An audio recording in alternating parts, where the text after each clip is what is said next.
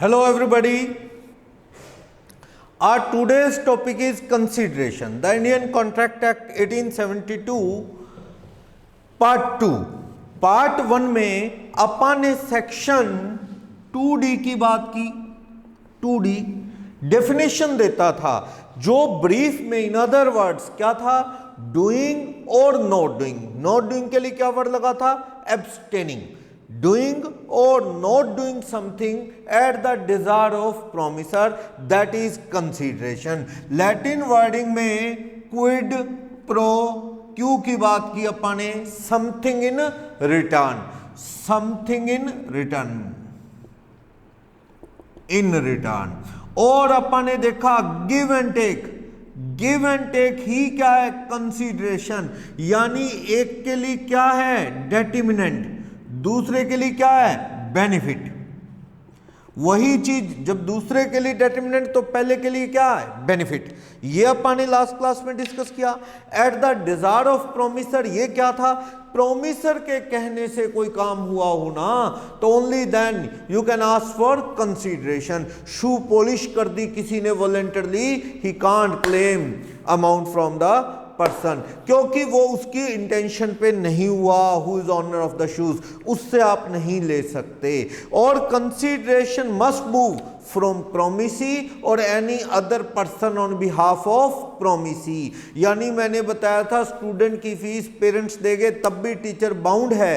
Promisee student ने नहीं तो उसकी तरफ से उसके पेरेंट्स ने दिया। कंसीडरेशन कॉन्ट्रैक्ट वैलिड है, तुम्हें क्या है, टीच करना पड़ेगा। चेन्नैया रमैया का फेमस केस था 1882, जिसमें क्या है, एक ओल्ड लेडी ने अपनी बेटी को प्रॉपर्टी दी, पर उस प्रॉपर्टी देते वक्त विल में लिख दिया कि यू हैव टू पे एन्युटी ऑफ सर्टेन अमाउंट पर annum टू योर अंकल, तो उसको देना पड़ेगा। तो कल को वो लड़की इनकार करती है तो वो अंकल को क्या कहती है कि you have not paid anything to me, मेरी मदर ने दिया है तो so you can't claim anything from me. तो उस अंकल ने कोर्ट में केस जीत लिया। कोर्ट ने कहा कि अंकल ने कंसीडरेशन नहीं दिया तो क्या हुआ, ऑन बिहाफ ऑफ अंकल उनकी सिस्टर यानी आपकी मदर ने कंसीडरेशन दिया है तो आपको क्या एन्युटी देनी पड़ेगी। दुर्गा प्रसाद वर्सेस बाल्दो का केस है eight the desire of promisor का, कि ए और बी के बीच में कॉन्ट्रैक्ट था। तो ए ने कहा था कि मैं तुम्हें फैसिलिटी प्रोवाइड करूंगा मार्केट सेटअप के लिए, बी कहता है आप प्रॉफिट शेयर करेंगे। बाद में बी ने सी से और कॉन्ट्रैक्ट कर लिया। सी ने कहा कि तू 24 आवर मार्केट ओपन करने के हिसाब से फैसिलिटी अरेंज कर दे, हम तुझे इतने पैसे दिलवा देंगे। कोई एडमिनिस्ट्रेशन का आदमी है मान लो। तो बाद में क्या, बी ने वो सारी फैसिलिटी खुद अरेंज कर ली काफी बड़े स्केल पे। अब सी रिफ्यूज कर गया कुछ भी देने से, तो बी अब ए को कह रहा है कि मैंने जो अपनी बात हुई थी उससे कहीं ज्यादा खर्च कर दिया है तो मुझे एक्स्ट्रा रेम्यूनरेशन दो, एक्स्ट्रा प्रॉफिट। तो ये कहता है मेरे कहने से तो कोई काम नहीं किया, तुमने तो सी के कहने से काम किया, तो कंसीडरेशन उस चीज का मांगो जो eight the desire of promisor काम किया हो। तो ये डेफिनेशन के कुछ कंसेप्ट थे। इंडिया में पास्ट प्रेजेंट फ्यूचर सब चलता है। पास्ट कंसीडरेशन बताया था कि पप्पी किसी का लॉस्ट है, आप ढूंढ लाए, इनाम नहीं था पर उन्होंने वॉलंटरली डिक्लेयर कर दिया तो then only you can claim the amount, जो डिक्लेयर्ड अमाउंट है ले सकते हो। तो वो अपन ने पढ़ा था, बच्चे को पाला बड़ा किया वो खर्चा ले सकते हो उसकी नेसेसरी का, उसकी फैमिली प्रॉपर्टी में से। तो पास कंसीडरेशन के कॉन्ट्रैक्ट इंडिया में वैलिड हैं, ये अपन ने पढ़ा था। कंसीडरेशन कंफ्यूजिंग ना हो, सर्टेन हो, around 1 lakh, about 1 lakh, at least 2 lakh ना, सर्टेन अमाउंट हो। फॉर समथिंग ऐसा नहीं चलेगा, सर्टेन अमाउंट हो। ओके, ये पढ़ा। Consideration need not to be adequate, ये पढ़ा। कम रेट में सौदा हो गया अग्रीमेंट तो वैलिड है। अगर आप प्रूव कर दो यार कंसेंट इज नॉट फ्री तो कोर्ट इंक्वायरी करवा लेगा। और प्रूव हो गया कि आपको मनाया गया है by use of coercion, undue influence, fraud, ऐसा कुछ, तो उस केस में कॉन्ट्रैक्ट अवॉइड हो सकता है, कैंसिल हो सकता है। वरना contract due to insufficient consideration cancel नहीं हो सकता। सेक्शन 25 का एक्सप्लेनेशन 2 ये बात बता रहा था। तो ये सब अपन ने लास्ट क्लास में पढ़ा। इलूजरी, सर्टेन, नॉट एडिक्वेट, उस चीज का कंसीडरेशन आप नहीं मांग सकते for which you are legally bound to do. School का, कॉलेज का प्रिंसिपल, टीचर्स स्टूडेंट से पैसे नहीं मांग सकता अच्छा टीच करने के, क्योंकि तुम तो ऑलरेडी जॉब से सैलरी ले रहे हो। पुलिस वाला कोई चीज फाइंड आउट करके पैसे नहीं ले सकता, मांग सकता, क्योंकि वो सैलरी गवर्नमेंट से ले रहा है। तुम्हें लॉस्ट चीजों को ढूंढना, इट्स योर ड्यूटी। तो ये सारी चीजें पड़ी। कंसीडरेशन लीगल हो, इमोरल, बच्चा अडॉप्ट करने वाला एग्जाम्पल अपन ने लिया था, नहीं ले सकते बच्चा अडॉप्ट करने वाले पेरेंट्स रियल पेरेंट्स को मंथली या एनुअली कुछ दें तो वो गलत है। ओके, फिर इसके बाद एक इंपॉर्टेंट टॉपिक आता है, वही consideration must move from promisee और any other person on behalf of promisee, उसी से रिलेटेड थोड़ा, that is privity of contract. Most important topic है प्रीविटी ऑफ कॉन्ट्रैक्ट। ये कहता a person may be stranger यानी अननोन, आइडेंटिटी उसकी unknown है। A person may be stranger to consideration but not a stranger to contract. कहता है कि एक आदमी कंसीडरेशन नहीं दे रहा तो काम चल जाएगा कुछ केसेस में, लेकिन कॉन्ट्रैक्ट में he must be the party to the contract. Contract में उसका नेम, उसका रेफरेंस, उसकी आइडेंटिटी होनी चाहिए। He must be the party to the contract. Even वो कंसीडरेशन नहीं दे रहा तब भी कुछ केसेस हम पढ़ेंगे तो वो आदमी बेनिफिशियरी है, वो सू कर सकता है, केस कर सकता है। जैसे मैंने चेन्नैया रमैया का केस लिया, चेन्नैया वर्सेस रमैया। इस केस में क्या था 1882, इसमें क्या था, ओल्ड लेडी ने अपनी डॉटर को प्रॉपर्टी दी और उन्होंने कहा कि तुम अपने अंकल कह दो या ओल्ड लेडी का ब्रदर अंकल, कि तुम अंकल को एनुअली क्या देना, एनुअली एन्युटी देना, फिक्स अमाउंट। प्रॉपर्टी ट्रांसफर कर दी ओल्ड लेडी ने अपनी बेटी को। तो इस केस में ओल्ड लेडी एक्सपायर हो जाए, अगर वो एक्सपायर होगी और ये लड़की अंकल को इनकार कर देती है, अंकल आपने मुझे क्या दिया कंसीडरेशन, जो मैं आपको एन्युटी दूं, मेरी मदर ने दिया, वो एक्सपायर हो गई। तो इस अंकल ने जब अपनी नीस पे केस किया तो इस अंकल ने कोर्ट में कहा, जज साहब I am not a stranger to the contract, I am beneficiary.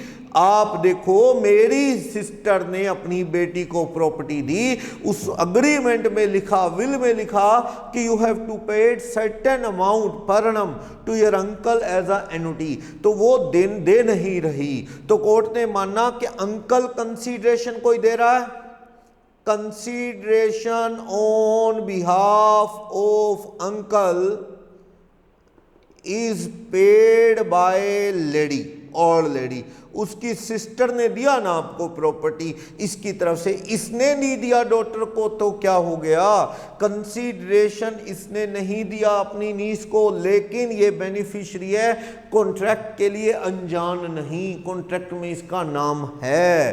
तो इस केस में ना देने पे ये अपनी डॉटर, वो नीस पे, सिस्टर की डॉटर पे केस कर सकता है, क्योंकि इसका रेफरेंस है। मान लो एक लेडी अपनी बेटी को प्रॉपर्टी देते वक्त कहे कि मैं तुम्हें बताऊंगी, कोई तुम्हारे फादर के फ्रेंड हैं, बेचारे गरीब हैं, उनको प्रॉपर्टी में से तुम एन्युटी देना, मैं तुम्हें बताऊंगी उनका नेम क्या है, कौन है, कहाँ रहते हैं। ये बता के वो लेडी एक्सपायर होगी, ये बता ही नहीं पाई कि वो फ्रेंड फादर साहब के कौन हैं, लेडी एक्सपायर। अब ये बेटी किसी को कुछ देने के लिए लायबल है नहीं, क्योंकि फादर साहब के फ्रेंड कौन, उनका कोई रेफरेंस नहीं। कोई अनजान आदमी आके कह दे मैं ही वो फ्रेंड हूँ, तुम्हारे फादर का फास्ट फ्रेंड जो गरीब हूँ, तुम्हारी मदर का मतलब मुझसे ही था, मुझे दो, नो, अंकल तो पता ही नहीं कितने होंगे, रियल अंकल तो कोई था नहीं, फादर के फ्रेंड का था, तो फादर का फ्रेंड की आइडेंटिटी है नहीं। कॉन्ट्रैक्ट के लिए आप अनजान, कंसीडरेशन नहीं दे रहे, कोई बात नहीं, चल जाएगा, लेकिन कॉन्ट्रैक्ट में आपकी आईडी क्लियर हो, आइडेंटिटी तो हो कौन, वो क्लियर नहीं, तो कोई अनजान अंकल आके इस लड़की को कहे कि तुम्हारी मदर की विल के अकॉर्डिंग मुझे एन्युटी दो, तो वो लड़की कहती है कि आप कौन हो, you are stranger to the contract, तुम्हारा कॉन्ट्रैक्ट में कोई नामो निशान नहीं है, you can't sue over me, मुझ पे केस नहीं कर सकते, वो लड़की इनकार कर सकती है। तो यही कॉन्ट्रैक्ट है, प्रीविटी ऑफ कॉन्ट्रैक्ट का कंसेप्ट है कि आपका कॉन्ट्रैक्ट में क्या होना चाहिए, reference, you must be a beneficiary, आपकी आइडेंटिटी क्या होनी चाहिए, बिल्कुल clear. Only in that case आप क्या है, बेनिफिट ले सकते हैं, केस करने की पावर आपके पास आ सकती है। चलो एक केस बताना, राम ने, एक बिल्डर है श्याम, शाम को 5 लाख ट्रांसफर किए, 5 लाख पेड टू शाम, तो to build house for one of my friend, one of my friends, मेरे एक दोस्त, आप फ्रेंड, कौन सा फ्रेंड, नाम नहीं है, ये सरप्राइज गिफ्ट में घर देना चाहता है किसी को। बिल्डर शाम को इसने 5 लाख दिए कि मेरे एक दोस्त के लिए घर बना दो। जो कॉन्ट्रैक्ट था उसमें दोस्त का नेम नहीं था, कौन सा दोस्त, दोस्त तो बड़े थे, कौन सा दोस्त। राम सोच रहा था सरप्राइज गिफ्ट दूंगा, नाम नहीं बताया। बिल्डर ने कहा चलो हमें क्या, हमने तो बिल्डिंग बनानी है, ठीक है बना देंगे। लेकिन इसी बीच राम क्या हो गया, एक्सपायर, राम एक्सपायर हो गया without telling the name of friend for home builder has to build a building.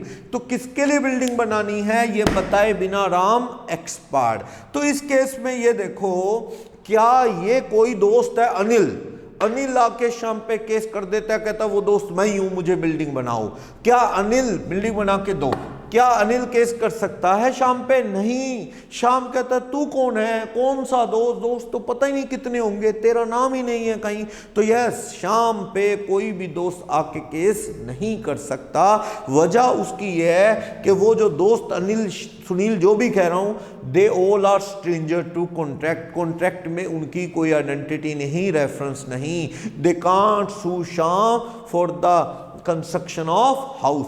शाम घर नहीं बना रहा तो कोई दोस्त केस नहीं कर सकता, क्योंकि सारे फ्रेंड्स की आइडेंटिटी मिसिंग है। बट पैसा क्या होगा? अब शाम के पास पैसा है, अब तो एक ही काम हो सकता है कि राम की फैमिली मेंबर पैसा वापस मांगे शाम से। शाम इनकार कर रहा है, कोर्ट में जाके मांगे कि जज साहब एक फ्रेंड के लिए घर बनाना था, फ्रेंड की आइडेंटिटी क्लियर ना होने के चलते शाम रिफ्यूज कर रहा है, किसी के लिए घर नहीं बना रहा, इसलिए वो पैसा इसके पास राम का जो पड़ा है हमें दिया जाए। राम के फैमिली मेंबर पैसे की डिमांड कोर्ट में किससे करेंगे? शाम से। या वो कहेंगे घर हमें दे दे, हम दे देंगे अपने आप। तो वो राम के फैमिली वाले केस करके पैसे मांग सकते हैं, पर कोई फ्रेंड नहीं। थोड़ी सिचुएशन बदलता हूं। To build house for one of my friend mister X. अब इसने एक फ्रेंड नहीं, एक मिस्टर एक्स का नाम डलवा दिया। राम ने शाम को पैसे दिए कि एक्स मेरा दोस्त है, गरीब है, उसके लिए घर बना दो। तो राम एक्सपायर हो गया। अब शाम का मन बदल गया, वो बिल्डिंग बनाना ही नहीं चाहता एक्स के लिए। तो क्या एक्स कोर्ट में केस डाले तो जीतेगा? एक्स ने केस डाल दिया कि घर बना के दो। ऊपर से शाम ने कहा एक्स को कि you are not providing any consideration to me. Sham कह रहा है एक्स को, जब तूने मुझे कोई कंसीडरेशन नहीं दिया तो मैं तेरे पे लिए घर क्यों बनाऊं? तू किस चीज का केस करेगा? तो एक्स ने बोला केस इस चीज का कि भाई मेरे दोस्त से पैसे लिए तुमने। यहां पे एक्स स्ट्रेंजर है, एक्स अननोन आदमी है नहीं, एक्स का नाम है देखो कॉन्ट्रैक्ट में, he is not a stranger to contract, not a stranger, इसका नाम कॉन्ट्रैक्ट में है, पर he stranger to consideration, X का कंसीडरेशन प्रोवाइड करने से लेना देना नहीं है। कंसीडरेशन तो कोई और दे रहा है बिल्डर को, एक्स नहीं, तो कोई बात नहीं, कंसीडरेशन के लिए आप क्या है, स्ट्रेंजर हो, आप अनवेयर हो, कंसीडरेशन से कोई लिंक नहीं, पर यू आर बेनिफिशियरी। उस कंसीडरेशन को आपने नहीं दिया शाम को, किसी और ने दिया, पर you are not a stranger to contract, तुम्हारा कॉन्ट्रैक्ट में रेफरेंस है, you can sue Shyam in case he refuse to construct the house, अगर उसने इनकार किया तो आप कोर्ट में केस कर लो, किसके ऊपर, शाम पे। तो ये कहानी है कि भाई रेफरेंस था, एक्स का नाम था तो केस कर सकता है, नाम नहीं था, for a friend, for a friend, friend कौन सा, नहीं, तो केस कोई भी फ्रेंड नहीं कर सकता। तो ये टॉपिक यही बताता है कि कॉन्ट्रैक्ट में आपका क्या होना चाहिए, रेफरेंस। मेरे पास कोई स्टूडेंट की बुकिंग करवा गया कोई आदमी, या मेरे अकाउंट में पैसे डलवा दे और मुझे स्टूडेंट का नेम बता दे, कहता जी ये स्टूडेंट का नेम है, आप इसके पैसे इतने आपके अकाउंट में डाल दिए हैं, इसका एडमिशन कर लो, देन ओके। अगर मैं उस स्टूडेंट को ना पढ़ाऊं तो वो केस कर सकता है, कंसीडरेशन किसी और ने उसकी टीचिंग, उसकी कोचिंग के लिए दे दिया है, तो वो केस कर सकता है। He is not a stranger to contract, उसका नाम है मेरे पास। एक ऐसा किसी ने मेरे अकाउंट में डाले, कहता है एक स्टूडेंट आएगा उसे पढ़ा देना, बता देंगे, जिसने पैसे डलवाए वो मर गया, अब मुझे क्या पता किस स्टूडेंट ने आना है, कोई वो बेचारा हेल्प करता था गरीब लोगों की, वो जो बंदा एक्सपायर हुआ है, तो अब कोई बड़े स्टूडेंट आके कह रहे हैं वो जो पैसे आए हैं सर वो मेरे लिए आए हैं, वो कह रहा है मेरे लिए, मैं किसी को भी नहीं पढ़ाऊंगा। मैं क्या कर सकता हूं, इनकार, कि you all are stranger to the contract. जिसने पैसे दिए उसने आप में से किसी का भी नाम नहीं बताया, अब इतने लोगों के थोड़ी एक को पढ़ाना है मुझे उस पैसे के बदले में, तो मैं किसी को नहीं पढ़ाऊंगा, you all are stranger to contract. ठीक है, कंसीडरेशन किसी और ने दे दिया, पर कौन वो स्टूडेंट है ये तो नहीं पता, तो कल को पता लगे कोई और आके केस डाल ले मुझे कराओ, तो इससे अच्छा मैंने इनकार कर दिया। मेरे पे ज़्यादा से ज़्यादा क्या होगा, जिसने पैसे दिए उसके घर वालों के पास पैसे वापस देने पड़ जाएंगे, इतना ही है ना, पर मुसीबत से तो बच जाऊंगा। जगह जगह लोग आके लड़ाई करें, वो कहें जी आपने गलत पढ़ा दिया, मुझे पढ़ाना था, फिर एक और आ गया कहता जी वो उस जो सोशलिस्ट बंदा था, सोशल वेलफेयर का काम करता था, उसने मेरी बात की थी, एक और आके कहता मेरी बात की थी, तो मैं सबको इनकार कर सकता हूँ। You all are stranger to contract. Contract जो टीचिंग का है, कोचिंग लेने का है, उसमें किसी का भी नाम नहीं, तो कोई भी क्लेम नहीं कर सकता, मैं सबको इनकार कर सकता हूं। ज़्यादा से ज़्यादा जिसने पैसे दिए थे उसके परिवार को लौटाने पड़ जाएंगे। तो कॉन्ट्रैक्ट में आपका रेफरेंस होना जरूरी है, तो स्ट्रेंजर नहीं होने चाहिए, कंसीडरेशन नहीं दिया तो भी चलेगा, तो कॉन्ट्रैक्ट में रेफरेंस होना चाहिए। अब देखना एक केस ऐसा है, amount due by A to B ₹1 lakh. A ने पैसे किसको देने हैं, बी को, 1 lakh due to B, B को देने। अब एक दिन ए ने पैसे देने हैं, तो क्या हुआ कि बी ने कहा ए को भैया पैसे तो दे दे 1 लाख रुपए। ए ने पता क्या कहा बी को, क्या भाई साहब मेरे पास नहीं है, मैंने कैसे लेने, ऐसा करो तुम कैसे मांग लो। ए ने बोला बी को, A ask to B to demand ₹1 lakh from K, I had certain amount due from K. A कह रहा है मैंने के से लेने हैं, बी ऐसा करो तुम के से मांग लो। तो इसमें के से बात तो करवा दो, एक्नॉलेज करवाना जरूरी होता है। जब ए ने बी को कहा कि भाई साहब आप के से ले लो, मैंने के से लेने, आप के से मांग लो, तो इस केस में जरूरी था अगर बी पढ़ा लिखा होता, उसे कॉन्ट्रैक्ट पता होता, तो बी जरूर कहता है को कि मेरी फोन पे के से बात करवा दो। Acknowledgement, acknowledgement of amount due on behalf of A by K। के की हां तो करवा लो।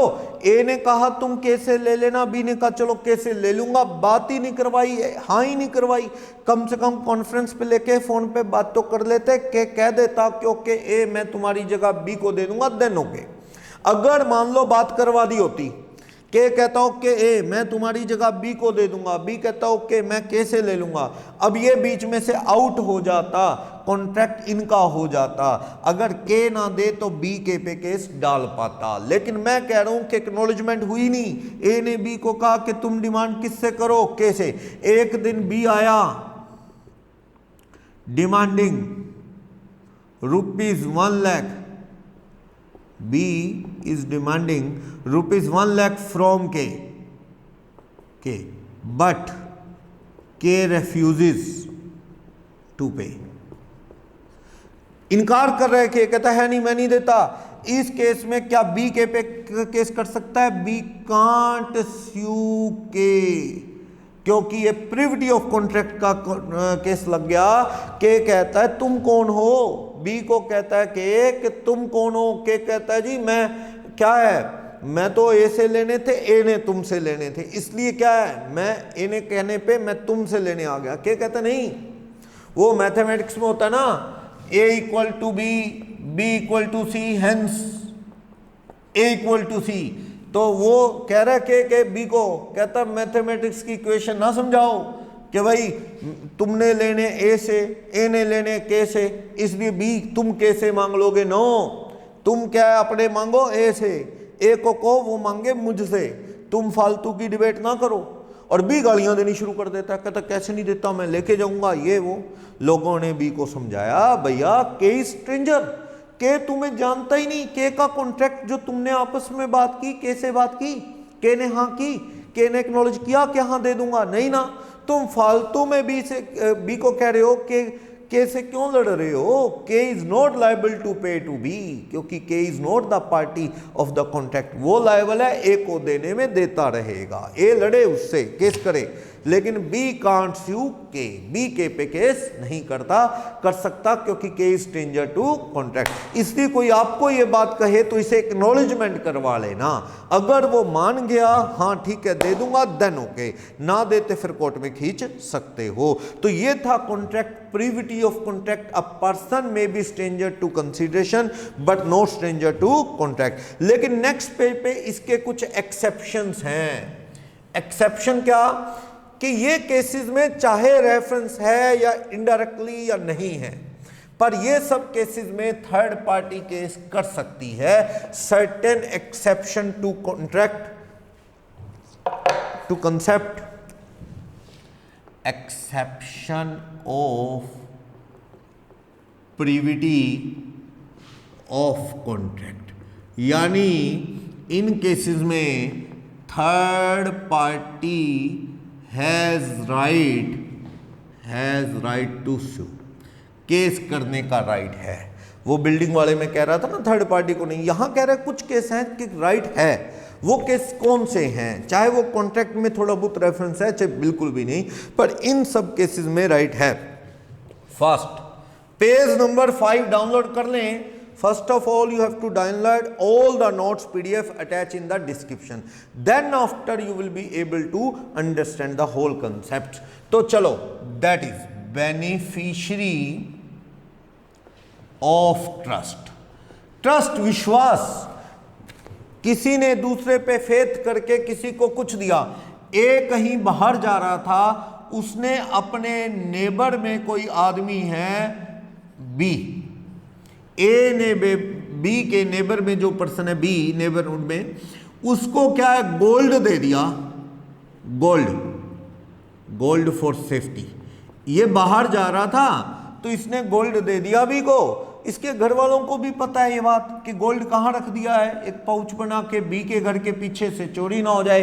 घर 5-4 दिन बंद है, लेकिन थोड़े दिन बाद क्या हुआ, ये एक्सपायर हो गया। एक्सपायर हो गया तो ए के घर वाले जो हैं उनको पता है बी के घर में वो गोल्ड का पाउच पड़ा है। वो ज्वेलरी ऑर्नामेंट लेने बी के पास आए तो B refuse to return all the jewellery to his family. B कहता है परिवार वालों को कि यू आर स्ट्रेंजर, तुमसे थोड़ी कॉन्ट्रैक्ट हुआ था। कॉन्ट्रैक्ट किससे हुआ था? A, only A can ask for the return of jewellery. तुम कौन होते हो? तो कोर्ट में गया केस, तो कोर्ट ने कहा नहीं B you have to return. Court ने कहा held that B has to return whole the jewellery, वो सारी ज्वेलरी लौटानी पड़ेगी to the beneficiary of trust, beneficiary of trust. तो जैसे वो बंदे ने कहा था कि वापस ले लेंगे, तो वो तो मर गया, उसके परिवार वाले ले सकते हैं। कई बार ये भी होता है, ये जानबूझ के किसी बैंक में या किसी लॉकर में किसी जगह सेठ जी के पास रख दी कि मेरी वाइफ बच्चों को दे देना मेरे डेथ के बाद। वो मर गया तो ये बी उसकी वाइफ बच्चों को इनकार करते हैं, बी इनकार करता है, तो वाइफ बच्चे वो ज्वेलरी ले सकते हैं। वो जो रख गया था बेनिफिट किसके लिए देने को, किसको देने के लिए, वाइफ और बच्चों को, तो वो ले सकते हैं। ऐसी मान लो एक आदमी ने LIC करवाई, LIC करवाई किसी ने और कोई नॉमिनी नहीं है उसका, LIC विदाउट नॉमिनेशन, नॉमिनी नहीं बनाया कि हाँ मेरी डेथ के बाद पैसा किसको मिले। आजकल तो नॉमिनेशन वो इंसिस्ट करते हैं करवाओ, नॉमिनेशन नहीं करवाया, बंदा एक्सपायर। राम ने नॉमिनेशन करवाया नहीं था, बीमा करवाया था, राम एक्सपायर। पैसा लेने वाइफ या बच्चे आए तो LIC वाले इनकार कर सकते हैं पैसा देने से? नहीं, दे ऑल आर बेनिफिशियरी। वो कहते हैं जी एविडेंस देख लो, राशन कार्ड, आधार, वो हमारे फादर थे या मेरे हस्बैंड थे। लड़ी कहती है इसलिए डेथ के बाद पॉलिसी का पैसा हमें दो। इंश्योरेंस कंपनी इनकार नहीं कर सकती, वो पैसा देना पड़ेगा उसके परिवार को, बेनिफिशियरी को। तो फर्स्ट पॉइंट यही है कि ट्रस्ट को दिया तो benefit of wife and children, तो wife children after the death of that person they can claim benefit from the trust, तो वो बेनिफिट ले सकते हैं। सेकंड कहता है फैमिली सेटलमेंट के डिस्प्यूट, फैमिली सेटलमेंट के डिस्प्यूट हो या फिर क्या मैरिज कॉन्ट्रैक्ट, मैरिज से रिलेटेड कॉन्ट्रैक्ट। क्या हुआ मैरिज से रिलेटेड कॉन्ट्रैक्ट? मान लो राम ने शाम को कहा, शाम की एक डॉटर है, शाम्स डॉटर, शाम की डॉटर है रीता, मिस रीता, मिस रीता, और राम का बेटा है राम सन शानू, मिस्टर शानू। राम का बेटा थोड़ा निकम्मा है। राम ने शाम को कहा कि यार मेरे बेटे की शादी अपनी बेटी से कर दो, ये अच्छे दोस्त हैं राम शाम, अपनी बिटिया की शादी रीटा की मेरे निकम्मे बेटे शानू से कर दो। मैं प्रॉमिस करता हूँ सुधर जाएगा ये, मैं प्रॉमिस करता हूँ कि अगर ये नहीं सुधरा तो मैं तुम्हारी बेटी को नहीं भी कमाएगा 10,000 पर मंथ दूंगा घर खर्च के लिए। ससुर ने रीटा के मतलब फादर को, राम के फादर ने वादा किया कि 10,000 पर मंथ दूंगा हाउस होल्ड मेंटेनेंस एक्सपेंसेस के लिए। तो क्या है, शाम ने सोचा चलो पैसे वाले लोग हैं, कर दी शादी, गरीब था बेचारे की फैमिली, मैरिज कर दी गई। थोड़े दिन बाद क्या है, ये तो निकम्मा था, सुधरना क्या था, ये कमा ही नहीं रहा। राम ने तंग होकर इन दोनों को कहा निकलो यहाँ से, कमाओ खाओ निकलो, मैं तो पैसे देता नहीं। इस केस के अंदर क्या हुआ, इस लेडी ने अपने ससुर पे, फादर इन लॉ राम पे केस कर दिया कि 10,000 महीने का वादा था, दो मेरे पापा को वादा था। अब क्या हुआ कि राम कहता है कि पापा से कॉन्ट्रैक्ट था ना, शाम से था ना, सपोज शाम एक्सपायर हो गया, मान लो ये एक्सपायर हो गया, तो इस केस में ये लेडी केस करती है अपने फादर इन लॉ राम पे कि you have to pay ₹10,000 per month as per the agreement between you and my father Shyam. तो ये कहते हैं जी शाम करेगा ना केस, तुम कौन होती हो, तुमसे तो कॉन्ट्रैक्ट ही नहीं, you are stranger to the contract, तुमने कुछ दिया नहीं, तुमसे मेरी बात नहीं हुई, हमारा अग्रीमेंट था, पापा को बुलाओ। अब पापा तो चले गए, आएंगे नहीं, आगे तो फिर रेल बन जाएगी आपको पता है, तो पापा ने आना नहीं। तो इस केस में ये लेडी केस करती है, जज साहब मुझे पैसे नहीं दे रहे, तो कोर्ट ने माना she is not a stranger to contract. कहाँ है स्ट्रेंजर, इसका नाम तो है, फादर को कहा तुम्हारी बेटी रीटा को मैं दूंगा 10,000, तो ये बेनिफिशियरी है, इसका नाम तो है। अगर आपका बेटा नहीं कमा रहा तो आपको 10,000 देने पड़ेंगे। कोर्ट ने कहा कंसीडरेशन से कोई लेना नहीं रीटा का, तब भी she is beneficiary, she can claim ₹10,000 per month as per the agreement between Ram and Shyam. तो कोर्ट ने माना कि फैमिली कॉन्ट्रैक्ट्स में ऐसा होता है। एक और सुनना, एक बड़ा इंटरेस्टिंग केस है, लास्ट में नोट्स में लगा मिलेगा। राम और श्याम दोस्त हैं सपोज, ये रीटा जो है ये माइनर है, मान लो माइनर। राम श्याम की बात हुई, राम ने वादा किया कि मेरा बेटा शानू तुम्हारी बेटी की चिंता मत करो, ये बीमार है श्याम, तुम्हारी बेटी की चिंता मत करो, अपने बेटे से तुम्हारी बेटी की शादी। ये अच्छा बड़ा सिंसियर लड़का है, मान लो केस बदल चुका है, ये अच्छा बच्चा है, अच्छा लर्नड पर्सन है। तो क्या हुआ, राम ने कहा चिंता मत करो, तुम्हारी बेटी माइनर है, कुछ दिन में मेजर हो जाएगी, तुम्हारी बेटी की शादी हम अपने परिवार में शानू से करेंगे और इसके मेंटेनेंस की कोई चिंता मत करो, इसका दाना पानी खाना हमारी फैमिली के ऊपर छोड़ दो, हम इसकी शादी अपने बेटे से करेंगे, तुम चिंता मत करो। ये बीमार था, ये वादा कर दिया सबके सामने। थोड़े दिन बाद ये श्याम जो है मिस्टर श्याम, इस लड़की के फादर एक्सपायर हो गए। अब ये लड़की मेजर हुई है अभी जस्ट, तो इसने शादी से इनकार कर दिया, राम और उसके बेटे ने रिफ्यूज कर दिया कि हम नहीं संभालते। इस लड़की ने कोर्ट में केस डाला, जैसा मैं कहाँ जाऊं, मैं तो इनके भरोसे बैठी थी कि ठीक है इन्होंने वादा किया था। तो उस केस में कोर्ट ने कह दिया कि भैया ये मैरिज से रिलेटेड कॉन्ट्रैक्ट है, सेटलमेंट है, you have to follow it. वो हेल्पलेस है, तुमने इसके फादर को प्रॉमिस किया था, नहीं तो वो बेचारा किसी और से बात करता फ्यूचर सिक्योर करने के लिए बेटी की, तो तुम्हें वादा तोड़ना गलत है। तुम इसके शादी तो शायद कोर्ट नहीं करवाएगा अगर ये तैयार नहीं, लेकिन इसे खर्चा पानी दिलवा सकता है कोर्ट। कोर्ट कहता है तुम गलत तरीके से कॉन्ट्रैक्ट ब्रीच कर रहे हो, तोड़ रहे हो वादा करके। तो ये रीटा ने केस डाला कोर्ट में और केस जीता। और फैमिली सेटलमेंट वही है कि जैसे चेन्नई में एक आदमी दुनिया से जाते हुए अपनी वसीयत में लिख गया बेटों को कि तुम्हारे नाम प्रॉपर्टी मदर को हर महीने देने पड़ेंगे, तो वो ऐसा कुछ लिख गया, तो कल को वो लड़के ना दें, डेथ होगी बुजुर्ग की, लड़के ना दें तो वो लेडी बेटों पे केस डाल के ले सकती है, हाँ ले सकती है। तो ऐसे फैमिली के सेटलमेंट जो होते हैं उसमें राइट है, जो बेनिफिशियरी है वो राइट के अकॉर्डिंग पैसे मांग सकता है। तो सेकंड में यही है कि ज्वाइंट फैमिली एचयूएफ में कई बार फीमेल्स की सिक्योरिटी के लिए ऐसे अग्रीमेंट कर दिए जाते हैं, तो उस फैमिली में फीमेल्स अपना राइट क्लेम कर सकती हैं। तो वही कह रहा है, मैरिज एक्सपेंसेस वाला केस भी हो गया, लड़कों को दे गए थे प्रॉपर्टी, लड़के मदर को देने से इनकार करें तो मदर केस कर सकती है, वो हो गया। नेक्स्ट टॉपिक है इसमें assignment of contract. Assignment of contract, अगर कोई असाइन, जैसे एग्जांपल सच एज नॉमिनेशन, एक आदमी के नाम एलआईसी थी या बैंक में एफडी थी, एलआईसी थी या बैंक कोई एफडी थी, उस बंदे ने क्या कर दिया, उसकी ओनरशिप ट्रांसफर कर दी किसी अपने परिवार के बच्चे को, असाइनमेंट कर दी, राइट ट्रांसफर कर दिया, transfer of right, transfer of right या ओनरशिप, कोई भी गलती इसमें नहीं है।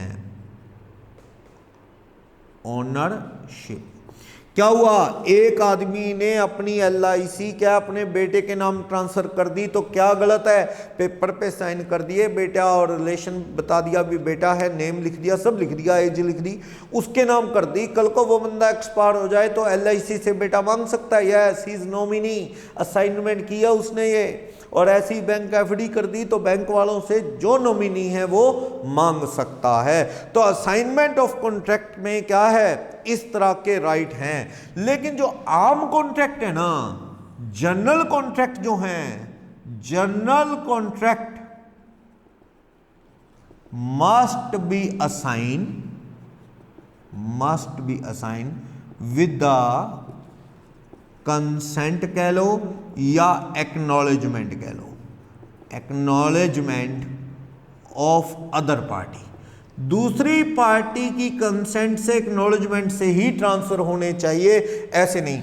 ए बिल्डर है, ठीक है, इसने राम को बिल्डिंग बनाने के लिए वादा किया, प्रॉमिस टू या कॉन्ट्रैक्ट की agreement to build house to Ram 4-5 lakh, 5 lakh में घर बनाने का अग्रीमेंट है।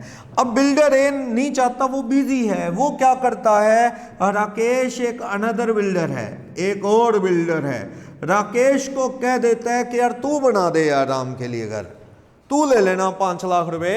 वो राम को कहता है, नहीं बात नहीं करता राम से, बस राकेश को कहता है यार प्लीज यार तू घर बना दे राम के लिए। क्या इस केस में राकेश चला गया तो राम इनकार कर सकता है राकेश से घर बनवाने के लिए? यस, राकेश से घर बनवाने के लिए राम इनकार कर सकता है। वो कहता है जी मैंने तो कभी हाँ ही नहीं की कि राकेश से बनवाऊंगा, मैं तो किसको जानता हूं, बिल्डर ए को, कॉन्ट्रैक्ट मेरा और बिल्डर ए का है। राम कह रहा है अगर बिल्डर ए इनकार कर रहा है तो केस करूंगा ब्रीच ऑफ कॉन्ट्रैक्ट का। इसने केस डाल दिया राम पे कि सर मैं तो आपके वेट में 4 महीने 6 महीने से बैठा हूं, क्या आप कॉन्ट्रैक्ट करेंगे तो बिल्डिंग आपसे बनवाऊंगा, आपको जानता हूं कि आप अच्छे एक मतलब बिल्डर हैं, अच्छा मटेरियल लगाते हैं, पूरा बढ़िया बिल्डिंग बनाते हैं, मैं आपकी क्वालिटीज जानता हूं, मुझे क्या पता राकेश कैसा है, मैं नहीं करवाता राकेश से, क्या पता कैसा आदमी है, कैसा मटेरियल लगा दे। तो बंदा ये इनकार कर सकता है। तो मैं कह रहा हूं जो जनरल कॉन्ट्रैक्ट होते हैं यूं ही किसी और को ट्रांसफर नहीं कर सकते without the consent of other party. हाँ, ऐसा हो सकता था जब बिल्डर ए बिजी हुआ, वो राम को राकेश से बात करवा देता आपस में, राम को कहता जी मेरे से भी अच्छा आदमी है राकेश, अब देख लो बिल्डिंग बनवा लो, कोई दिक्कत हुई तो मुझे बताना। ए कहता है, ये ए कह दो या राम कह दो, चलो ए कहता है राम को सर कोई भी दिक्कत हुई मुझे बताना, मैं आ जाऊंगा, राकेश बहुत ही अच्छा क्या है बिल्डर है, इसको बहुत अच्छी नॉलेज है, बहुत ईमानदार आदमी है, इससे काम करा लो। राम ने हाँ भर दी, देन ओके, राम ने कंसेंट दे दी, एक्नॉलेज कर दिया, ओके राकेश से करवा लेंगे, देन ओके। इस केस में क्या है, कोई डिस्प्यूट नहीं, राकेश से काम राम को करवाना पड़ेगा, धक्के से किसी के ऊपर थोप नहीं सकते आप। कोई भी कॉन्ट्रैक्ट यूं असाइन नहीं हो सकता without the consent of other party. जैसे मान लो मैंने टीच करना है तो स्टूडेंट को पता है जी ये सर सुमित गोयल सर हैं, ऐसे करके इनका इंस्टीट्यूट है गर्ल इंस्टीट्यूट के नाम से, और ये सीए की, कॉमर्स की, +1 +2 बीकॉम की सभी कोचिंग लेती। एक स्टूडेंट कहता है जी हमने फाउंडेशन आपसे पढ़ना है, मैंने कहा ठीक है ये फीस है, वो काफ़ी फीस मुझे हाफ फीस देंगे। अचानक मैंने एक दिन उनको कहा कि यार ये लोअर अकाउंटिंग जो है ना मैं नहीं कराऊंगा, मेरा एक फ्रेंड है मुझसे अच्छा वो कराएगा। अचानक क्लास में वो भेज दिया, फ्रेंड मैं बिजी था, वो फ्रेंड पढ़ाने लगा। तो स्टूडेंट ऑब्जेक्शन कर सकते हैं क्या सर हम इससे नहीं पढ़ते, केस करेंगे, आपसे बात हुई थी, इनकार कर सकते हैं? वो बिल्कुल कर सकते हैं। आप धक्के से कोई और टीचर उनके ऊपर थोप नहीं सकते। कॉन्ट्रैक्ट मुझसे हुआ है, फीस मुझसे पढ़ने के लिए दी है, किसी और से पढ़ने के लिए मैं कंपेल नहीं कर सकता। इस केस में वो मुझ पे ब्रीच ऑफ कॉन्ट्रैक्ट का केस कर सकते हैं, फीस वापस मांग सकते हैं, प्लस कंपनसेशन भी कि हमारी स्टडी डिस्टर्ब हुई। तो हाँ, दूसरी सिचुएशन, मैं अगर बच्चों से एक्नॉलेजमेंट ही ले लूं, कंसेंट ले लूं, मैंने कहा ये देखो ये सर हैं, उन्होंने क्लास लगाई, आपको ठीक लगा सारा सिस्टम, देन ओके, आपने कहा ठीक है हम इनसे पढ़ लेंगे, तब ठीक है, वरना ये कॉन्ट्रैक्ट बिना पूछे असाइन नहीं हो सकते, किसी और को ट्रांसफर नहीं हो सकते। हाँ, विदाउट कंसेंट एक एक्सेप्शन है, ये विदाउट कंसेंट असाइनमेंट हो सकता है, ट्रांसफर कह लो या असाइनमेंट कह लो, पॉसिबल है, पॉसिबल है। किस केस में? In case of negotiable instruments. Negotiable instruments कौन से हैं? जैसे कि चेक, जैसे कि बीआर एटसेट्रा। या आगे बिना पूछे मान लो Ram issued cheque in favour of Shyam, Ram ने श्याम के फेवर में चेक काटा, मान लो 1 लाख रुपए का। अब श्याम ने इसे एंडोर्स कर दिया, एंडोर्सेस टू अनिल, चेक जो था वो एंडोर्सेस टू अनिल, अनिल को एंडोर्स कर दिया। क्या राम से पूछे बिना एंडोर्स हो सकता है? क्या अनिल कल को ये चेक राम के अकाउंट से कैश करवा सकता है? यस। नेगोशिएबल इंस्ट्रूमेंट्स जो हैं, bill of exchange, promissory note, draft और चेक, ये सब नेगोशिएबल इंस्ट्रूमेंट है, ये आगे आगे एंडोर्स होते हैं बाय लॉ, और इसे आगे एंडोर्स करने के लिए बैक साइड लिख देते हैं the cheque is to be endorse in the favour of Anil, Shyam ने साइन कर दिए। तो ये इस तरह एंडोर्स हो गया।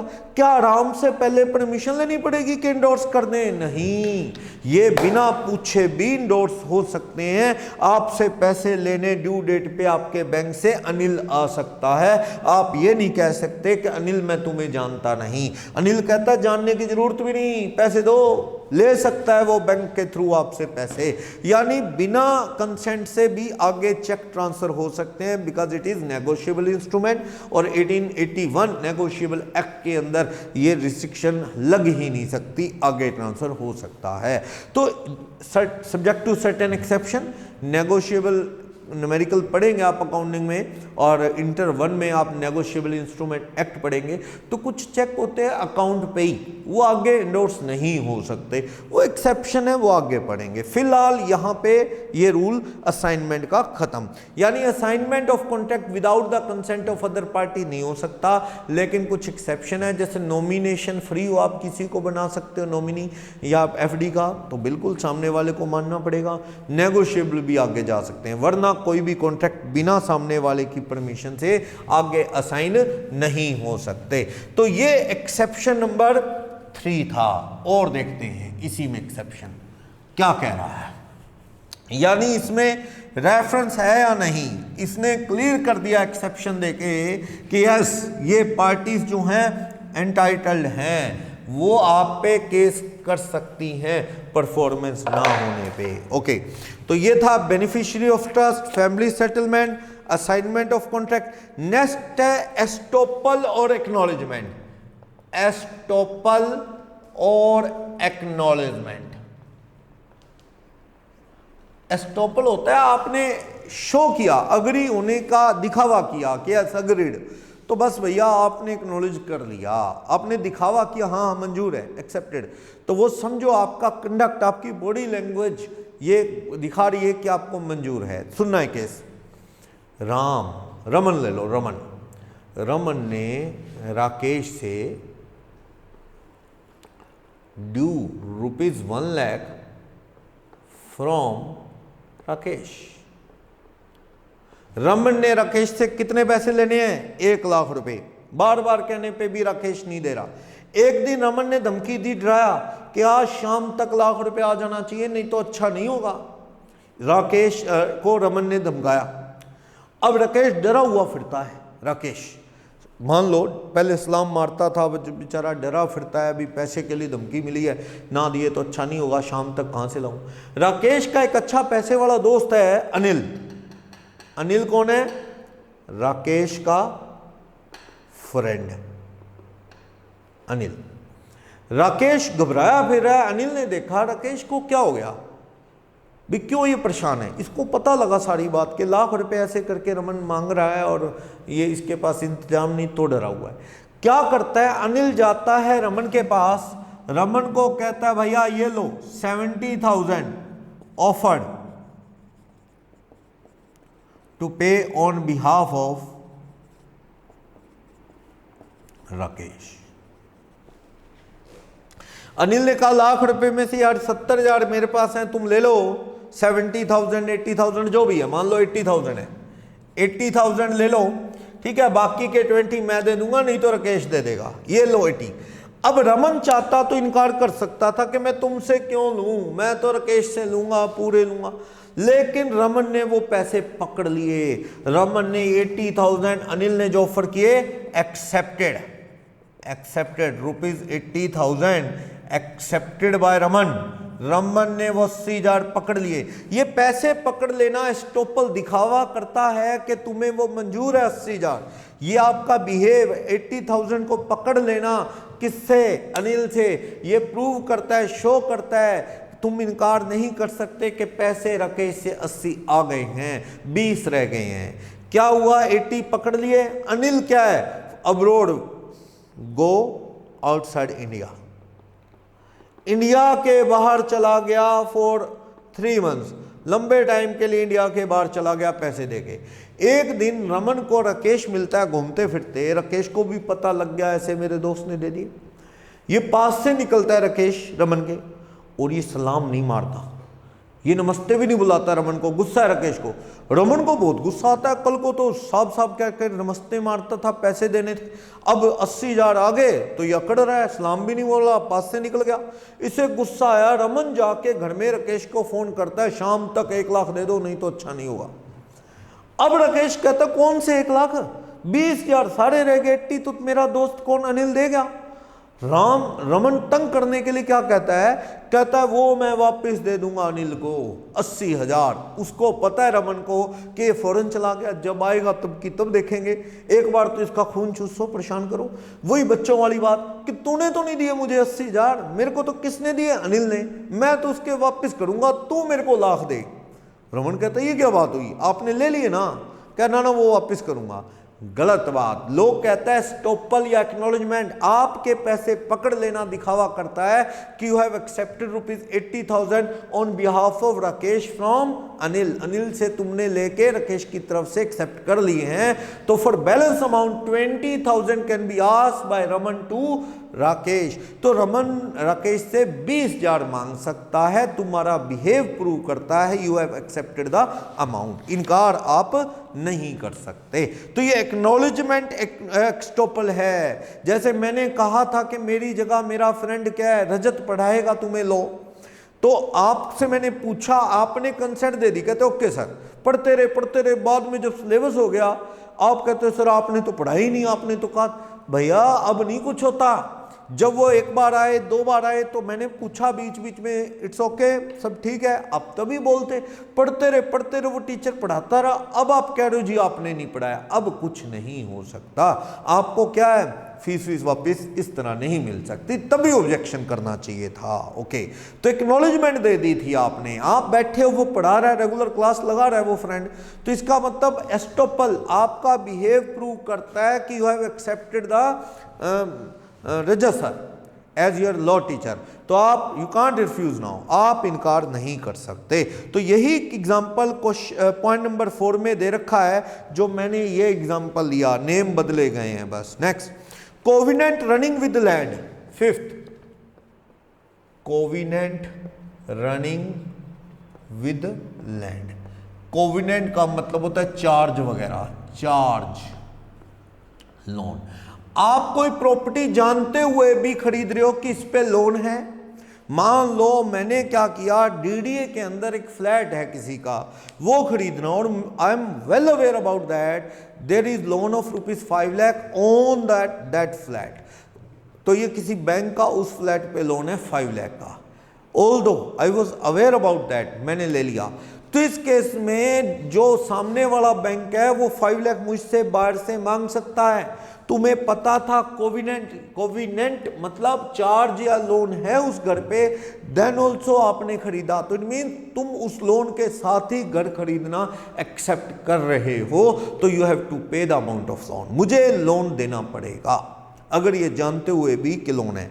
कार खरीदी, कार की आरसी में लिखा हुआ है फाइनेंस कंपनी से फाइनेंस्ड है, फिर भी आपने ले ली, तो इट मीन्स वो फाइनेंस भी ट्रांसफर हो गया, आपको वो फाइनेंस कंपनी को लोन चुकाना पड़ेगा बाहर को।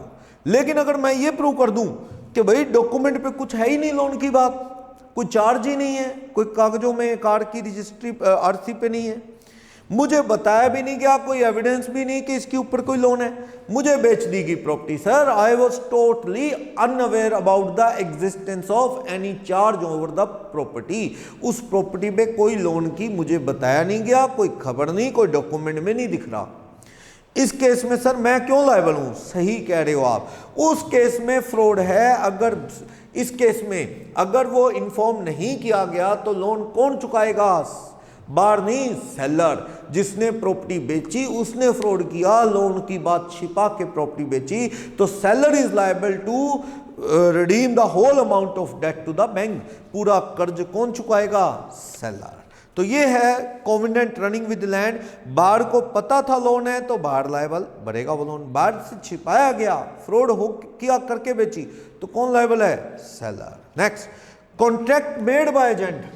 Contract made by agent, contracts made by agent, जो एजेंट लोग कॉन्ट्रैक्ट करते हैं ना मालिकों की तरफ से, principal is liable, principal is liable for all those contract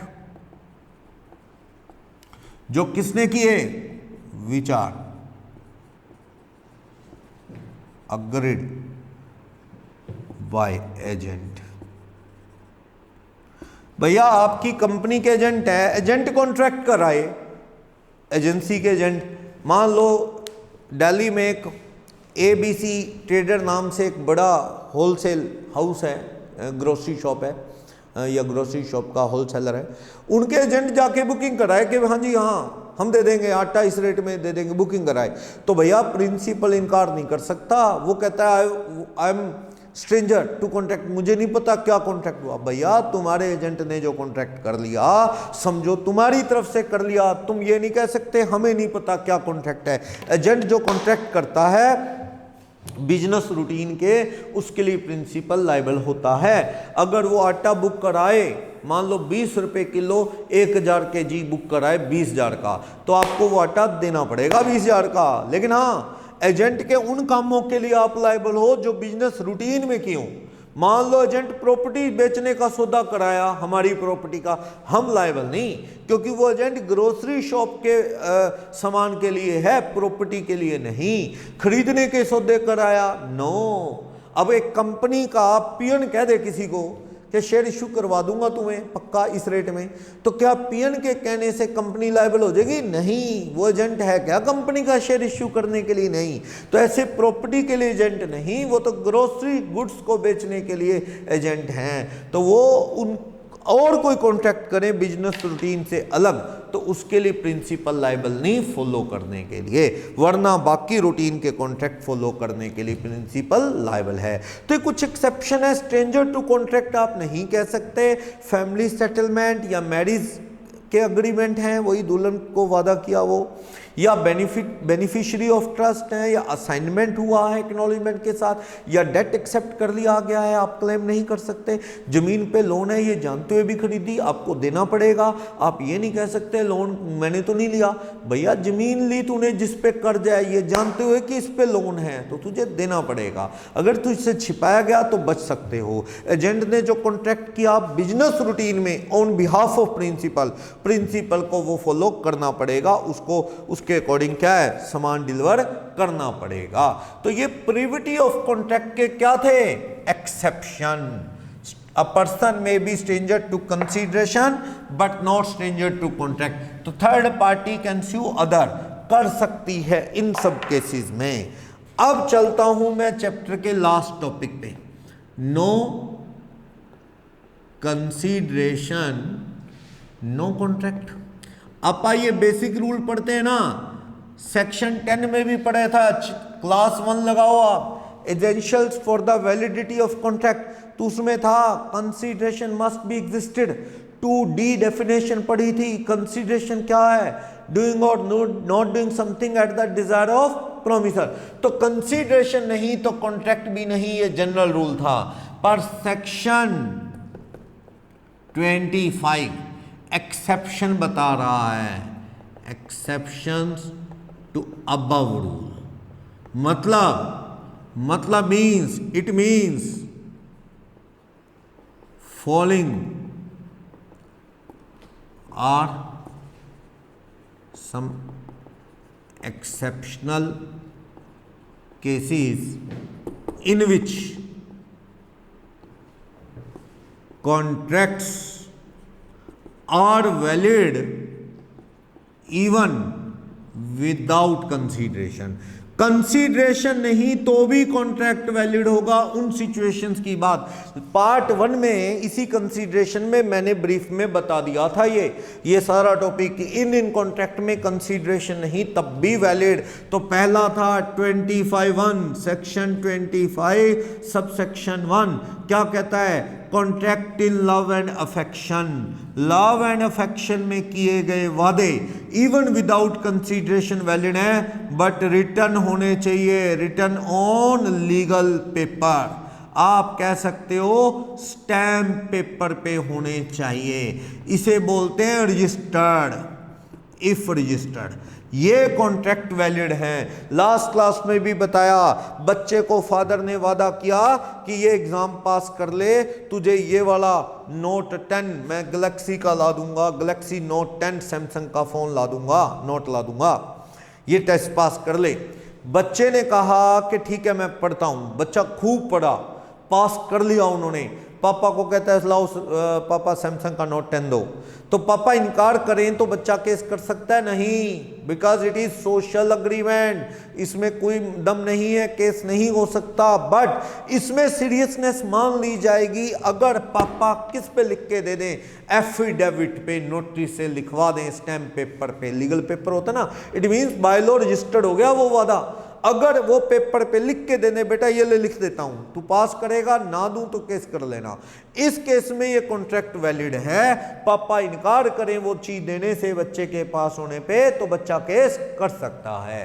husband ने वाइफ को वादा किया कि पॉकेट मनी दूंगा, दैट इज सोशल अग्रीमेंट, कोई मीनिंग नहीं है, नहीं ले सकती। बालफर वर्सेस बालफर का केस भी पढ़ा आपने, सोशल है ये, मैरिज पे इन्विटेशन टाइप, इस तरह, तो इट हैज नो मीनिंग। लेकिन अगर हस्बैंड पेपर पे, रजिस्टर्ड पेपर पे वाइफ को लिख के वादा कर दे कि हाँ मैं तुम्हें क्या है हर महीने इतनी पॉकेट मनी दूंगा, ये लो रजिस्टर्ड पेपर पे नोटरी से लिखवा देता हूं, उस केस में ये वैलिड कॉन्ट्रैक्ट है। कल को ना दे तो वाइफ केस कर सकती है। हस्बैंड ये नहीं कह सकता कि मुझे क्या मिला, मैं पॉकेट मनी दूंगा इस लेडी को, वाइफ को, मुझे क्या मिला, नहीं मिला तो भी वादा रिटर्न है। लव एंड अफेक्शन में वाइफ है ना, बच्चा केस कर सकता है, पापा ये नहीं कह सकते मुझे क्या मिला, पास हुआ तो ये कुछ बनेगा लाइफ में, नहीं। लव एंड अफेक्शन है, बच्चा होने के नाते वादा है, तो वो केस कर सकता है बच्चा। लेकिन एक केस है, नोट्स में लास्ट में लगा है, हस्बैंड वाइफ का झगड़ा है, प्यार मोहब्बत नहीं है, लव एंड अफेक्शन नहीं, उल्टा डिस्प्यूट है, लड़ाई झगड़ा। उस लड़ाई झगड़े से परेशान होकर हस्बैंड ने एक दिन रिटर्न पेपर पे दे दिया, रजिस्टर्ड पेपर पे वाइफ को, कि इस महीने से हर महीने मैं तुम्हें ये दूंगा, और देने से इनकार करता है। तो वाइफ कहती है कि भैया ये रिटर्न पेपर पे, रजिस्टर्ड पे मैं लेके रहूंगी। कोर्ट में गया तो कोर्ट ने माना कि ठीक है रजिस्टर्ड पेपर पे तो है पॉकेट मनी देने का, लेकिन there must be a love and affection between both the parties for the validity of the contract under section 25(1). बिल लव एंड अफेक्शन ही नहीं, लव एंड अफेक्शन में प्यार में वादा है, भी घर का बंदा है, बिना कंसीडरेशन वादा। जब प्यार ही नहीं लड़ाई है तो ये वैलिड नहीं, लेडी पैसे नहीं ले सकती। एक जजमेंट इसमें लगी है। रूटीन में अच्छे रिलेशन के चलते, चलो फैमिली है, वाइफ है, बच्चा है, वादा कर दिया रिटर्न पेपर पे, वो वैलिड है। ओके, फिर इसी में कहता है 25(2), सेक्शन 25(2) क्या कहता है इसमें, सेक्शन 25 सब सेक्शन 2, वे कहता है पास्ट की वॉलंटरी सर्विस, पास्ट की वॉलंटरी सर्विस के बदले में आप पैसा ले सकते हो। Compensation can be, compensation can be asked, पैसा मांग सकते हो।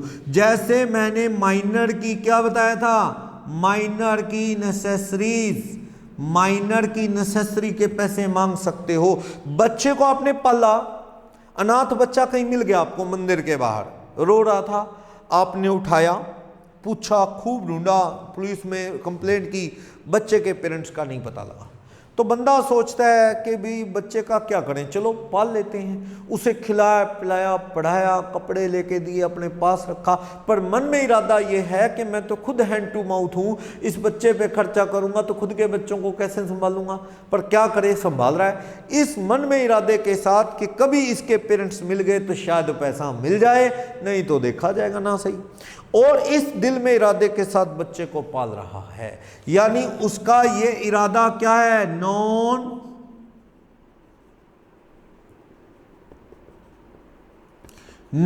ग्रेचुटस एक्ट, नॉन ग्रेचुटस एक्ट है ये। अगर ये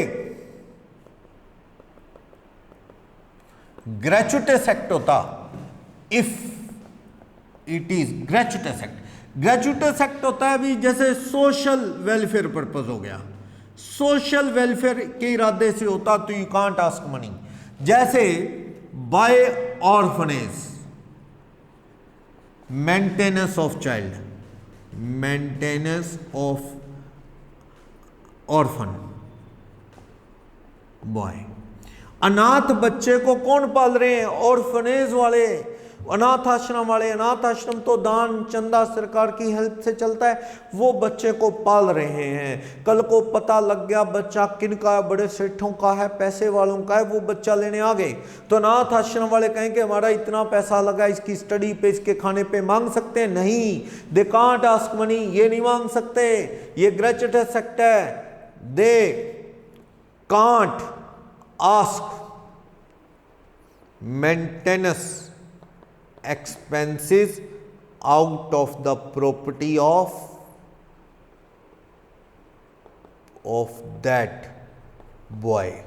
उसके और उसके परिवार से नहीं मांग सकते, प्रॉपर्टी से वसूल नहीं सकते, because your act is a gratuitous act. Social समाज सेवा तुम्हारा काम है, तुम नहीं मांग सकते। लेकिन राम ले आया बच्चे को घर में, राम के तो खुद के घर के हालात ठीक ठाक से हैं, वो पाल रहा है, उसके मन में यह है कि कभी भगवान ने कहा चाहा तो बच्चे पेरेंट्स तक पहुंच जाएगा और पैसे मिल जाएंगे। उसने प्रूव किया जैसा, मैं कोई पास्ट में ऐसे बच्चे पाले नहीं, मैं कोई समाज सेवक नहीं, मैं तो खुद ठीक ठाक फैमिली से हूं, तो वो पैसे ले सकता है जिसने किस इरादे से बच्चे को पाला है। नॉन ग्रेचुइटस एक्ट मतलब उसका इरादा समाज सेवा का नहीं है, यह आपको प्रूव करना पड़ेगा। अनाथ आश्रम वालों का काम ही समाज सेवा है, ग्रेचुइटस एक्ट है बच्चा पालना, सोशल वेलफेयर उनका काम है। They can't ask maintenance money from the property of the son या बॉय और फैमिली, उससे नहीं ले सकते। तो 25(2) कह रहा है कि भाई आप ले सकते हो, ये राम मांग सकता है बच्चे की प्रॉपर्टी में से, क्योंकि उसने ये वॉलंटरी काम किया और ये सर्विस दी, और कहता है ये सर्विस जिसको दी, बच्चे को दी, वो एग्जिस्ट करता था। हाँ, बच्चा एग्जिस्ट करता था, जो चीज एग्जिस्ट करती है मतलब बच्चा एग्जिस्ट करता था, उसको सर्विस दी। और आपकी इंटेंशन क्या थी? You are intended for the compensation of the promise. इस बच्चे को जो पालना है इंप्लाइड कॉन्ट्रैक्ट है, क्योंकि कॉन्ट्रैक्ट तो किसी के साथ हुआ ही नहीं। ये कॉन्ट्रैक्ट एक्ट में लास्ट में सेक्शन 68 आएगा, उसमें रेफरेंस है। तो इस केस में आप ले सकते हो पैसे, अगर बच्चे और उसके परिवार के पास प्रॉपर्टी है, मिलने पे आप पैसे ले सकते हो, बेसिक नीड के ले सकते हो, खाने पीने के। और आप बच्चे को बोतल ला के देते हो रोज के ड्रिंक लिकर ले ले, नो, वो नहीं ले सकते। सिर्फ कौन से बेसिक नेसेसरीज के पैसे डिमांड कर सकते हो। ओके, बिल्कुल ऐसे ही है। देखो क्या हुआ कि मान लो मैं किराएदार हूं किसी बिल्डिंग में, और क्या हुआ मैं जिस बिल्डिंग में रहता हूं मालिक आउट ऑफ इंडिया है और उसका फोन भी स्विच ऑफ है। पीछे से क्या हुआ, बिजली बोर्ड के लोग आए, कहते जी इसका बिल पेंडिंग है ₹10,000, आप दे दो वरना कनेक्शन काटेंगे। मैंने कहा जी मैं तो टेनेंट हूं, लायबल कौन बिल देने के लिए? ओनर से बात की, फोन ही नहीं उनका लग रहा, रिसीव नहीं कर रहे, आउट ऑफ इंडिया। तो वो मुझे कह रहे हैं जी बिल भरो वरना कनेक्शन काटेंगे। तो मैंने देखा मालिक के नाम बिल है, इसी बिल्डिंग का है, और अगर ये कनेक्शन कट गया तो मैं कैसे जीऊंगा गर्मी में, एसी पंखे नहीं चलेंगे। मैंने देखा कि अगर बिल ना भरा तो मेरा भी लॉस है इसमें, और ये लीगल पेमेंट है, सरकारी पेमेंट है हमारे मालिक के नाम। आपने वो अमाउंट पे कर दिया on behalf of owner, electricity bill pay कर दिया, मालिक के आने पे उनको कहते हो बिल दो, मैंने भरा है। ओनर इनकार कर देता है, क्यों भरा, मैंने तो कहा ही नहीं, मैं अपने आप देख लेता बिजली बोर्ड वालों को, मैं तो नहीं देता। तो क्या बाय लो आप 10,000 मालिक से ले सकते हैं, किराए में से काट सकते हैं? तो यस, काट सकते हैं, क्योंकि बिल ना भरते तो दिक्कत आपको भी थी, आप कैसे रहते उस घर में, कनेक्शन कट जाता बिजली का। तो ये अमाउंट मांगा जा सकता है, आपने भरा जरूर पर लीगल पेमेंट पे की है। अगर मालिक के नाम जागरण की पर्ची कटवा दो आप कि चलो मालिक बड़ा दान देते हैं, ये लोग 7,000 मालिक के नाम, मालिक आया उस घर का, आप कहते हो 7,000 दो या किराए में से काटूंगा, नहीं काट सकते भैया, समाज सेवा करेगा वो खुद, तुम क्यों पंगा ले रहे हो? क्या ये कोई लीगल पेमेंट है? बिजली के बिल कितना जो आप पे कर रहे हो, no, you can't claim amount paid to the जागरण मंडली। हाँ, इलेक्ट्रिसिटी बोर्ड का जो पे किया वो ले सकते हो, क्योंकि नो पेमेंट केस में आपको भी दिक्कत है, यू आर बेनिफिशियरी। तो मतलब क्या, बिना कंसीडरेशन कॉन्ट्रैक्ट वैलिड है तो उसमें लव एंड अफेक्शन। दूसरा आ गया इसमें 25(2) पास्ट की voluntary service, that is past consideration, valid है। थर्ड केस इसमें 25(3) टाइम बार डेट को पे करने का, ये मैं पहले भी बता चुका हूं लास्ट पार्ट में भी 25(3), क्या promise to pay time bar date. मैंने क्या बताया था, 3 ईयर टाइम बार डेट होता क्या है, टाइम बार डेट का मतलब है 3 year already past from the due date of payment of amount. Due date निकल चुकी है, 3 साल से ज्यादा हो गए, तो ये लोन क्या हो जाता है, टाइम बार। बाय लॉ आप ले नहीं सकते, लेकिन सामने वाले लेंडर ने जिसने लोन दिया था आपको, वो आपको क्या है, इमोशनल ब्लैकमेल करता है, यार बुरे वक्त में मैंने साथ दिया, तुम ऐसा कर रहे हो, ये वो, ये बातें सुन के इमोशनली बोरर ने कह दिया okay I will pay it by the end of September, ऐसा करके कह दिया, दे दूंगा सितंबर एंड तक दे दूंगा। तो अगर ये वादा ओरल है तो कोई मीनिंग नहीं, ये कांट बी इनफोर्स, अनएनफोर्सेबल है, इसमें टेक्निकल कमी है। लेकिन अगर ये वादा रिटन पेपर पे आ जाए, अगर वो प्रॉमिस करता है, जो बोरर है ना, borrower, if borrower promise to pay time bar debt on registered paper, फिर वही बात आ गई, वो रिटर्न पेपर पे दे दे क्योंकि आई विल पे इट, तो then only you can ask that amount, वो लोन अलाइव हो जाएगा। अब ना दे तो केस कर सकते हो सितंबर के बाद कोर्ट में, लोन अलाइव, 3 साल पुराना टाइम बार नहीं माना जाएगा। लेकिन ये वादा किस में करे बोरर, रजिस्टर्ड पेपर पे, ओरल का कोई मीनिंग नहीं। आप ये कहते हो जज साहब इसने मुझे दोबारा तो कुछ दिया ही नहीं, नया कंसीडरेशन तो आया नहीं, इसलिए ये वादा जो है बेकार है। जज साहब कहते हैं रिटन पेपर पे है ना वैलिड, चाहे दोबारा कोई कंसीडरेशन नहीं आया तुम्हारे पास, पर तुम बोरर ने रिटर्न में दे दिया लेंडर को, अब ये लोन क्या अलाइव हो गया, ये केस किया जा सकता है चाहे दोबारा कोई कंसीडरेशन नहीं आया तब भी। ओके, इसी में देखना फोर्थ केस क्या है, फोर्थ सिचुएशन। फोर्थ में कहता है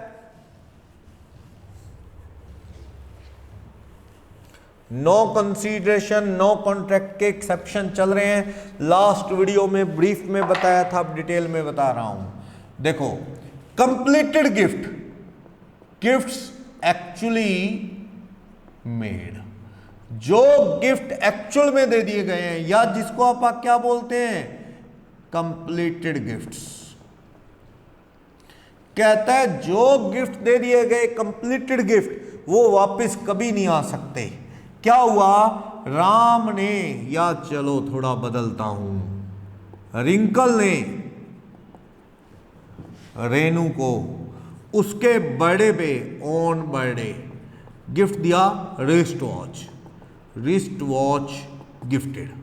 होता है ना, फ्रेंड्स अपने फ्रेंड्स को विश करते हैं, आजकल तो ट्रेंड है रात को 12 बजे तक वेट करते हैं, उसके बाद विश करते हैं, बर्थडे विश।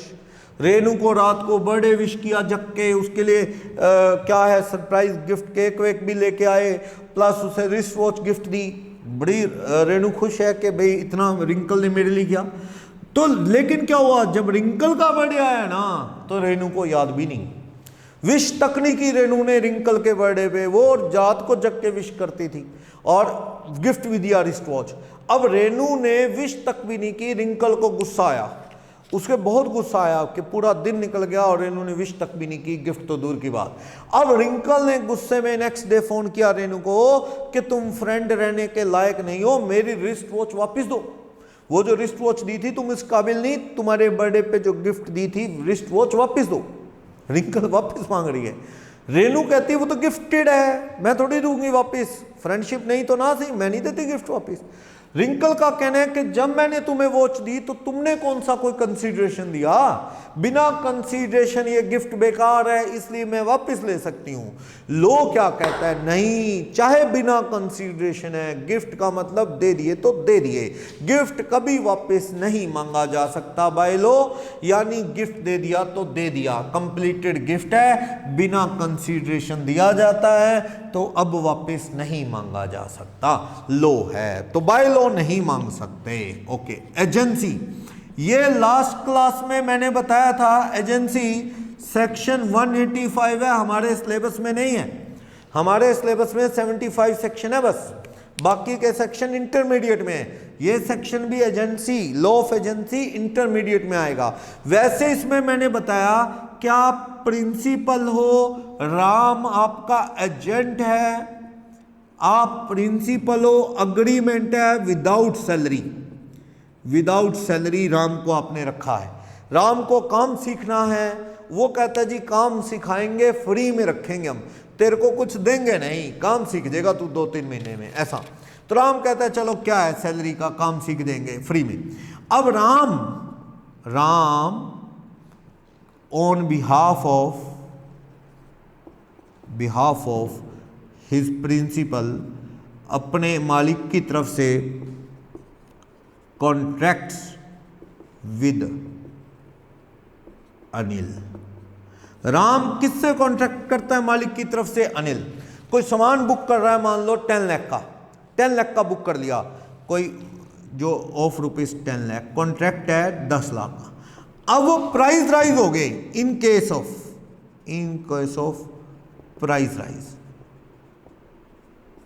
प्राइस राइज हो गए, वो सामान की वैल्यू कितनी होगी? 11 लाख। अब वो जो अनिल है ना, उसका मन बदल रहा है, वो सामान देना नहीं चाहता, बहाना क्या ढूंढे, केस हो जाएगा। वो बहाना लगाता है, कहता है जी एजेंट ने, राम ने अपने मालिक की तरफ से कॉन्ट्रैक्ट किया, पर ये एजेंट की एजेंसी वैलिड नहीं है, मालिक और एजेंट का रिश्ता वैलिड नहीं। क्यों? क्योंकि बिना सैलरी काम कर रहा है, विदाउट कंसीडरेशन, इसकी एजेंट की नौकरी ही वैलिड नहीं, तो इसने जो मालिक की तरफ से कॉन्ट्रैक्ट किया वो वैलिड कैसे होगा? लो ये कह रहा है, कौन कह रहा है? ये अनिल। इसलिए मैं नहीं लेता माल, ये 10 लाख का माल, मेरे पे कोई केस नहीं। तो कोर्ट में गया केस प्रिंसिपल लेके, तो कोर्ट में ये जीत गया। ये कोर्ट ने कहा क्या हुआ, ये फ्री में रख रहा है राम को, राम आ रहा है फ्री में, तुम्हें क्या तकलीफ है? कोई आदमी सैलरी ले ना ले, सीखने के लिए बड़े लोग डॉक्टर के अंडर जूनियर डॉक्टर आ जाता है विदाउट सैलरी, सीएस के ऑफिस में काम करते हैं लोग, भी चलो कुछ सीख के नौकरी कर लेंगे, तो उसमें ट्रेनिंग ले रहे हैं आप फ्री में, तो क्या हो गया? ये एजेंट वैलिड है, और इसने जो 10 का कॉन्ट्रैक्ट किया, you have to obey it, follow करना पड़ेगा, वरना तैयार हो जाओ केस फेस करने के लिए। तो कोर्ट ने कहा प्रिंसिपल वो सामान लेके रहेगा 10 में, अनिल इनकार नहीं कर सकता। ये एजेंसी का है 185। ओके, इसी से आगे, इससे आगे 6 बेलमेंट, सेक्शन 148।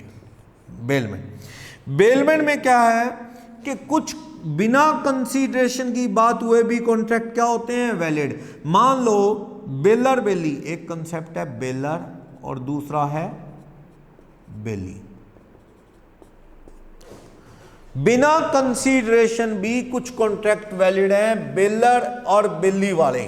ये लास्ट चैप्टर में डिटेल में आएगा, थोड़ा सा और कंसेप्ट, बाकी तो इंटरमीडिएट लेवल में आता है। सेक्शन 148 कॉन्ट्रैक्ट एक्ट का क्या, ये ऑनर होता है, ये क्या है? एक तरह से जैसे फाइंडर, उसको संभालने वाला आदमी है। जैसे मान लो ए का कोई सामान, कोई मैंगो पैक लॉस्ट, गिर गया, मैंगो से भरी हुई पेटी गिर गई, और ये पेटी बी को मिल गई, फाइंडर बी को ये पेटी गिरी हुई मिल गई। इसने सोचा आम खराब हो जाएंगे, इसने क्या कर दिया? Put to the cold store, put to the cold store. वो आम की पेटी कोल्ड स्टोर में रखवा दी, जिसका जो चार्जेस है, रेंट है, वो 100 रुपये है। बाद में क्या हुआ? थोड़े दिन बाद ढूंढते ढूंढते ए को पता लग गया कि ये पेटी आम की बी को मिली थी। बी के पास आता है, कहता मेरे आम दो। बी कहता भाई साहब बहुत दिन हो गए ढूंढते हुए, आ गए आप, अच्छा है। कोल्ड स्टोर में ले जाता है, कहता है सर ये रहे आपके आम, पेटी पूरी की पूरी कोल्ड स्टोर में खराब नहीं हुए हैं, लाओ मेरे 100 रुपये दे दो जो किराया कोल्ड स्टोर का लगा है। ए रिफ्यूज करता है, कहता क्यों दूं, यहां पे बी कौन है? बेली, इसकी ड्यूटी अब उठाई है तो संभाले, और ये कौन है? बेलर। ये कंसेप्ट यहाँ डिटेल में नहीं लिखा गया, ना ही एजेंसी वाला। बेलर बेली का थोड़ा आगे लास्ट चैप्टर कॉन्ट्रैक्ट में थोड़ा डिटेल में आएगा, बता देता हूँ मीनिंग इसका, यहाँ डिटेल में जरूरत भी नहीं है वैसे। चलो, बेलर ओनर है चीज का, मैंगो का पैक है उसका, गिर गया, फाइंडर बी को मिला, बिल्ली है, और ये कहता है जी कोल्ड स्टोर में रखवा देता है कि खराब ना हो। कोल्ड स्टोर का किराया 100 रुपये। A refuse to pay the rent of ₹100 to B. ऊपर से कहता है तेरा मेरा कोई कॉन्ट्रैक्ट ही नहीं, तूने कोल्ड स्टोर में क्यों रखवाया, तू उठा के क्यों लाया। तो लोग कहता है एक तो बेचारे ने क्या कर दिया, आपका सामान खराब होने से बचा दिया। मान लो वो पैक 20 किलो आम का है तो 5 रुपए किलो ही किराया लगाया है, वैसे खराब हो जाता घर में रखता तो, जानवर ना उठाता तो जानवर खा जाते रोड पे। तो कहता जी आप देखो ना, इसने तो हेल्प की, अब बेचारा हेल्प भी करे और 100 रुपये जेब से उठाए, ये बात तो ठीक नहीं। चाहे कंसीडरेशन या कॉन्ट्रैक्ट नहीं है तो भी लोग कहता है ये कॉन्ट्रैक्ट वैलिड है, जब तक 100 रुपये वो ना दे ए आपके, you can refuse to return back the goods. B इनकार कर सकता है सामान देने से। यानी ये कुछ कॉन्ट्रैक्ट ऐसे हैं बेलमेंट के कि कंसीडरेशन है च नहीं तो भी ये कॉन्ट्रैक्ट बाय लॉ मान लिया जाता है, that is quasi contract. Quasi, ये ना लास्ट में चैप्टर आएगा कोजी कॉन्ट्रैक्ट का, ये मान लिया जाता है कॉन्ट्रैक्ट नहीं हुआ। वो कहते हैं जब कॉन्ट्रैक्ट ही नहीं, कंसीडरेशन नहीं, वैलिड ही नहीं इसका मतलब, तो तुम पैसे मांग नहीं सकते। लोग कहते हैं मांग सकते हैं, ये बच्चे को पालने वाले केस की तरह, इट्स अ कोजी कॉन्ट्रैक्ट। तो आप फाइंडर हो, पैसे लिए बिना चीज देने से इनकार कर सकते हो। यस, एक और केस से देखना इसका बेलमेंट का। एक स्टूडेंट आया, स्टूडेंट है मान लो एक्स, सुमित।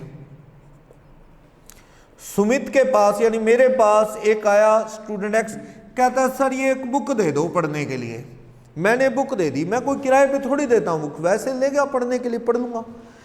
क्या हुआ, वो घर में बुक ले गया, उसमें से पेज निकाल निकाल के उसने क्या है, बच्चे थे घर में, वो जहाज बना बना के उड़ा दी उसने, या उस बुक से पेज निकाल के कुछ और कर लिया, एग्जाम में ले गया वो पर्ची बना के, या कुछ और, बुक खराब कर दी। इस केस में मैं कंपनसेट करने को एक्स को कह सकता हूं कि बुक के पैसे दो, बुक खराब हो गई। मैंने कहा एक्स को, एक्स कहता है सर आपने मुझमें को कॉन्ट्रैक्ट को कंसीडरेशन तो है ही नहीं, कोई बदले में किराया या कुछ, तो फ्री का कॉन्ट्रैक्ट है, इसलिए आप मुझ पर लीगली केस नहीं कर सकते। लोग कहता है केस कर सकते हैं, कंसीडरेशन हो ना हो। भैया बुक ले गए थे, यू आर बेली, बेली, मैं मालिक हूं उस बुक का, बेलर, तो मेरी बुक को संभालने की it's your duty, it's the duty of x for the safe custody, for safe custody of the book after the purpose is over. जब वो बुक पढ़ लोगे वापस करनी थी, तुमने तो खराब कर दी, तो मैं पैसे ले सकता हूं। चाहे कंसीडरेशन नहीं इन्वॉल्व तब भी ये कॉन्ट्रैक्ट वैलिड है, पैसे मांग सकता हूं। तो ये बात अपन ने की थी। ओके, एजेंसी, गिफ्ट, कंसीडरेशन के बिना भी कुछ कॉन्ट्रैक्ट वैलिड है, जैसे ये मैंगो वाला, बुक वाला। ओके, इसी में नेक्स्ट है चैरिटी। मंदिर वाला लास्ट पार्ट में केस बताया था ना कि भाई राम, चलो अनिल की बात करता हूं। अनिल ने मंदिर मैनेजमेंट को वादा कर दिया कि आज का लंगर प्रसाद का जो भी रॉ मटेरियल है उस दुकान से ले लेना, जो भी पैसे होंगे मैं दूंगा। मंदिर वाले परेशान थे कि आज पैसा नहीं है, प्रसाद कहां से बटेगा। अनिल ने कहा, भक्त है, अनिल ने कहा आज के प्रसाद का जो भी वो सामान लगेगा ग्रोसरी शॉप से उससे ले लेना, पैसे मैं। तो उन्होंने क्या, वो लंगर का सामान ले लिया, स्लिप बनवा ली।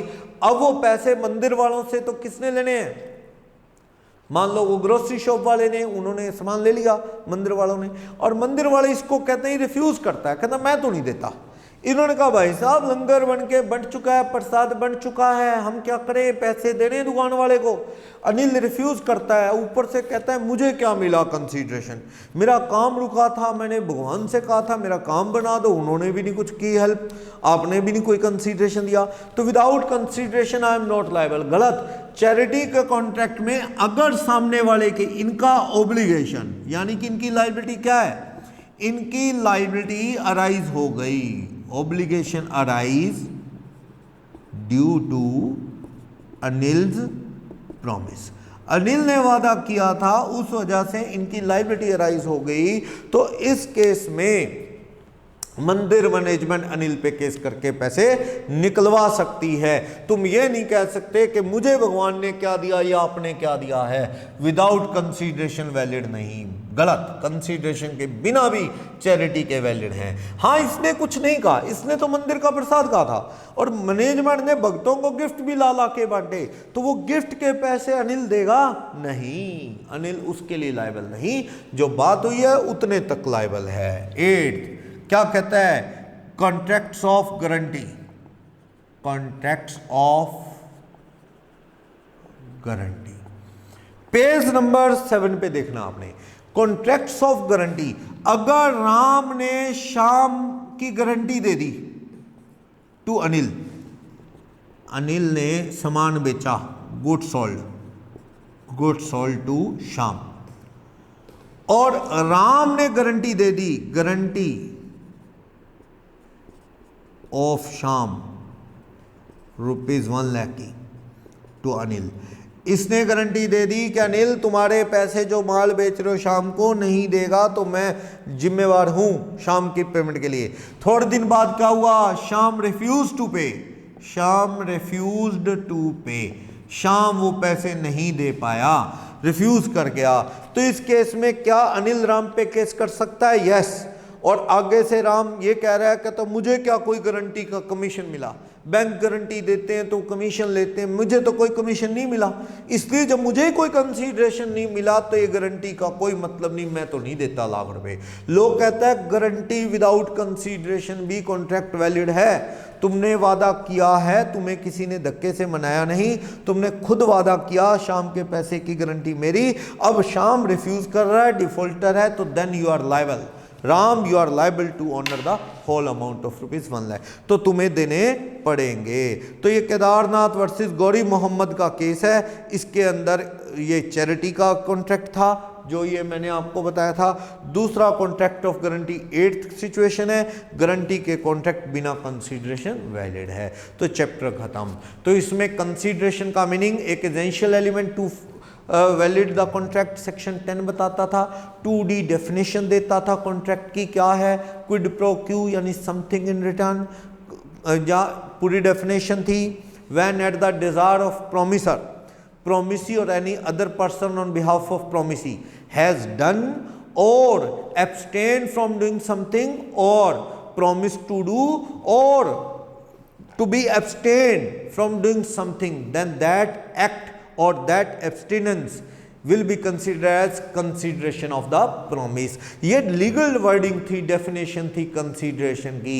at the desire of promiser पढ़ा, student के parents वाला केस पढ़ा, पास्ट कंसीडरेशन इंडिया में वैलिड है पढ़ा, कंसीडरेशन डेफिनेट होना चाहिए, कंसीडरेशन एडिक्वेट होना जरूरी नहीं है, कम में भी वैलिड है, बस एब्सेंस ऑफ फ्री कंसेंट की बात ना हो, अगर वो है तो कॉन्ट्रैक्ट वैलिड नहीं होगा। प्रूव हो जाए कि धक्के से गन पॉइंट पे बनाया है तो कॉन्ट्रैक्ट वॉइड हो सकता है।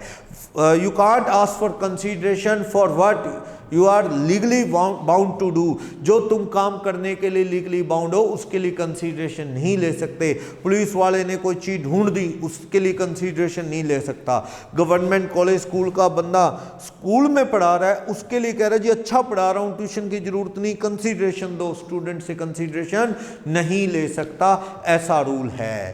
कंसीडरेशन मांगना जरूरी है। फिर वो क्या कहता है इसमें कंसीडरेशन के रिगार्डिंग, वो कहता है कि भाई कंसीडरेशन इमोरल ना हो, जैसे बच्चा गोद लेके पेरेंट्स रियल पेरेंट्स पैसे मांगे वो गलत है, इलीगल ना हो, बदले में लीगल चीज दी जाए, पॉसिबिलिटी हो। फिर उसके बाद था privity of contract, a person may be stranger to consideration but not stranger to contract. Contract में आपका रेफरेंस होना चाहिए, only in that case you can sue to other in avoidance of contract, इनकार करने पे केस कर सकते हो। कंसीडरेशन नहीं दे रहे कोई बात नहीं, लेकिन you must be a you must not be a stranger to the contract, आप कॉन्ट्रैक्ट के लिए अनजान ना हो। बिल्डर वाला बताया था, राम ने कहा मेरे एक दोस्त के लिए घर बना दो, ये लो 10 लाख 5 लाख, एक दोस्त कौन सा नाम नहीं। तो कल को राम मर गया, बिल्डर बिल्डिंग ना बनाए तो कोई भी दोस्त केस नहीं कर सकता, क्योंकि तुम कौन हो, तुम्हारी आइडेंटिटी ही नहीं है। बट उसके घर के लोग राम के पैसा वापस मांग सकते हैं। लेकिन राम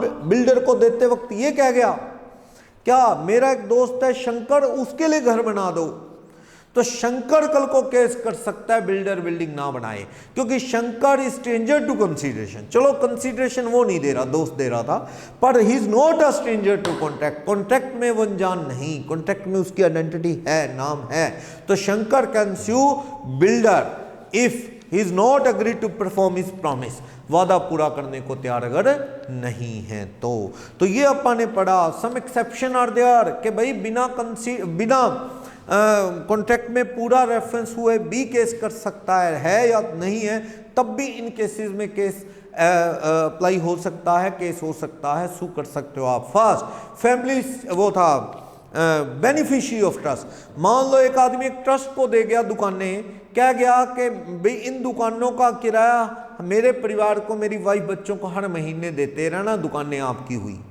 अब वो बंदा मर गया, ट्रस्ट वाले वाइफ बच्चों को इनकार करें कुछ भी किराया देने से, तो वो केस कर सकती है लेडी बच्चे। Yes, they all are beneficiary. वो कहेंगे हमारे हस्बैंड, हमारे पापा ने ये कॉन्ट्रैक्ट किया था हमारे बेनिफिट के लिए, तो तुम्हें फॉलो करना होगा।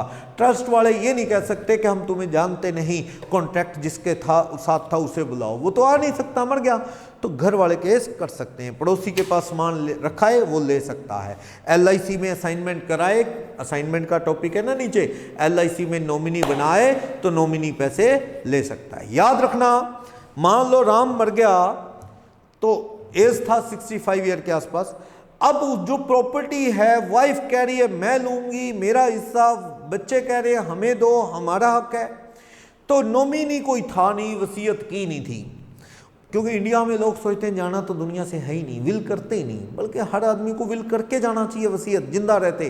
बाद में परिवार के लोग लड़ मरते हैं आपस में, तो इसलिए सारी पिक्चर क्लियर करके जाना चाहिए। पता लगे जिसको आप देना चाहते थे उसे कुछ मिला ही नहीं, किसी और ने दबा ली। इसलिए हमेशा क्या है, विल करके दुनिया से बंदे को जाना चाहिए। जिंदगी का कुछ पता नहीं, टाइम रहते वसीयत कर दो। और वसीयत तकिए के नीचे रखनी नहीं है। कई बार आपने देखा होगा कुछ फैमिलीज में सिस्टम है, उस बंदे बुजुर्ग को लगता है मैं मर गया तो लिख के जाऊंगा सारी बातें, तो वो लिख के पेपर जो है ना तकिए के नीचे रखता है, भाई किसके नाम प्रॉपर्टी है, मेरी डेथ के बाद इस पेपर पे लिखे वो के अकॉर्डिंग प्रॉपर्टी इसको ये मिले, इसको ये मिले। ऐसे क्या हुआ, एक बुजुर्ग ऐसे ही रखता था पेपर, अचानक एक दिन उसकी डेथ हो गई। घर का एक छोटा लड़का था, उसने देखा भी बाबूजी नहीं रहे, तो वो इधर उधर देखता है, पेपर मिल जाता है, पेपर को पढ़ता है, ये क्या, मेरा नाम तो कुछ भी नहीं, सारा कुछ परिवार के दूसरे लोगों के नाम है। वो पेपर लपेट के लेता है, जेब में डाल लेता है, फाड़ देता है, ताकि कहता है जी बात पता ही ना लगे वसीयत वाली। अब बुजुर्ग मर गया, क्या चाहता था वो बुजुर्ग, किसको क्या देना किसी को क्या पता। वो पेपर तो फाड़ दिया गया है, जिसके नाम नहीं है उसने। तो अब दिक्कत होगी, लड़ाई झगड़ा होगा। जो बेचारा वो चाहता था जाने वाला, वैसे प्रॉपर्टी नहीं बटी, किसी और तरीके से बटी। अब वो सपने में आके तो बताएगा नहीं मैं क्या चाहता था। इस केस में बढ़िया रहता है कि वसीयत आप ना कोर्ट ऑफ लॉ में रजिस्टर्ड करवा लो, कोर्ट में उसकी कॉपी जमा हो जाती है। डेथ के बाद कोर्ट के रिकॉर्ड में जो कॉपी है उसे तो कोई डैमेज नहीं कर सकता ना, उस कॉपी के अकॉर्डिंग वसीयत होती है, बट जाती है। तो ऐसे करना चाहिए हमेशा, बढ़िया रहता है। चलो, गिफ्ट जो कंप्लीटेड गिफ्ट है इसमें, सॉरी वो ट्रस्ट, बेनिफिशियरी ऑफ ट्रस्ट। फिर था फैमिली सेटलमेंट, बूढ़ी माँ को देते रहना। एक आदमी लिख गया था वसीयत में कि दुकानें शॉप तुम्हारी पर बूढ़ी माँ को इतने देना, तो वो लड़के दे नहीं रहे तो माँ केस कर सकती है। मैरिज के अरेंजमेंट, मैरिज की अग्रीमेंट, हाँ दुल्हन के फादर को दूल्हे के फादर ने वादा किया था कि तुम्हारी बिटिया को जेब खर्च इतना देंगे हर महीने, अब वो दे नहीं रहे, लड़की के फादर साहब एक्सपायर, ससुर उसके दे नहीं रहे, तो लड़की केस कर सकती है। वो ससुर उसके ये नहीं कह सकते कि तुम्हारे पापा को बुलाओ, उन्होंने कॉन्ट्रैक्ट किया था, यू आर स्ट्रेंजर, तुम स्ट्रेंजर नहीं है। वो कहती मैं मेरे बेनिफिट के लिए पापा ने कॉन्ट्रैक्ट किया था, मुझे दो, शी इज बेनिफिशियरी, ले सकती है। एक केस बताया था, माइनर लड़की के फादर कॉन्ट्रैक्ट कर गए थे, सामने वालों ने कहा था कि तुम्हारी लड़की की शादी अपने बेटे से कर देंगे, इसका खाना वाना इसकी केयर हम करेंगे, चिंता मत करो। बाद में वो इनकार करे तो लड़की केस करके कुछ कंपनसेशन ले सकती है। कोर्ट ऐसा कभी नहीं कहेगा शादी करवा दो, कोर्ट पैसे ही दिलवाएगा, धक्के से शादी कोर्ट नहीं करवा सकता है नॉर्मली, लड़का इनकार कर रहा है तो। ओके, तो वो पढ़ा अपने। असाइनमेंट पता बिना पूछे कॉन्ट्रैक्ट किसी और को ट्रांसफर नहीं कर सकते। मिस्त्री वाला, टीचर वाला एग्जांपल पूछ के एक्नॉलेजमेंट से कर सकते हो, लेकिन नेगोशिएबल इंस्ट्रूमेंट बिना पूछे साइन हो सकते हैं। नॉमिनी आप किसी को भी बना सकते हैं, कोई उसमें दिक्कत नहीं। जिंदा रहते एक आदमी नॉमिनी बदल भी सकता है। राम ने पहले अपने बड़े बेटे को एफडी का नॉमिनी बनाया, राम भी खुश है। थोड़े दिन बाद वो केयर नहीं कर रहा, छोटे वाले को नॉमिनी बनाना चाहता है, तो क्या राम से पूछने की जरूरत है? नहीं, एफडी तो बुजुर्ग की है, वो नॉमिनी जिंदा रहते जब मर्जी बदल ले, बिना पूछे हो सकता है। एक्नॉलेजमेंट बताया था, वो डेट है, उस किसी और से लेने को कह रहे हो, बात करवा दो आपस में, वरना नहीं ले सकते। एक्नॉलेजमेंट करवाओ। और कोई और पैसे देने आ रहा है, आपने पकड़ लिए, स्टॉपल दिखावा कर दिया, हाँ ओके, तो बस ठीक है, पेमेंट आ गई समझो। आप कल को कुछ अलग बात नहीं कर सकते, आप पूरे पैसे नहीं मांग सकते। वो केस था ना, 1,80,000 दोस्त ने दे दिए थे, तो आप पूरे नहीं मांग सकते। कोविनेंट रनिंग विद लैंड, जमीन पे कर्ज है, ये जानते हुए भी जमीन खरीदी तो कर्ज बायर को चुकाना होगा। अगर छिपाया गया, प्रूव हो गया सेलर ने छुपाया, तो कर्ज कौन चुकाएगा? उस प्रॉपर्टी बेची हुई पे सेलर चुकाएगा। एजेंट ने जो मालिक के रूटीन में जो कॉन्ट्रैक्ट किए हैं, जिस चीज का वो एजेंट है, उसके लिए प्रिंसिपल लायबल है, प्रिंसिपल मानने से इनकार नहीं कर सकता। वो सारे केस अपने यहां पढ़े कि बिना नेम हुए भी बेनिफिशियरी लोग केस कर सकते हैं। No consideration of contract, section 25 कहता है कंसीडरेशन नहीं तो कॉन्ट्रैक्ट भी वैलिड नहीं। बट कुछ कॉन्ट्रैक्ट हैं बिना कंसीडरेशन भी वैलिड है, सेक्शन 25 एक्सेप्शन दे रहा है। 25(1) लव एंड अफेक्शन में बच्चे को, वाइफ को रिटर्न रजिस्टर्ड पेपर पे, लीगल पेपर पे वादा कर दिया तो उसे मानना होगा, ना मानने पे वो वाइफ बच्चे केस कर सकते हैं। लेकिन एक केस लड़ाई है आपस में हस्बैंड वाइफ की, तब वादा किया तो कोर्ट कहते हैं ये कॉन्ट्रैक्ट वैलिड नहीं, क्योंकि there is no love and affection existed between the two. तो जब वही नहीं है तो कॉन्ट्रैक्ट का बेस ही नहीं है, तो कॉन्ट्रैक्ट वैलिड नहीं होगा, वो कह रहा है। ओके, ये अपन ने पढ़ा।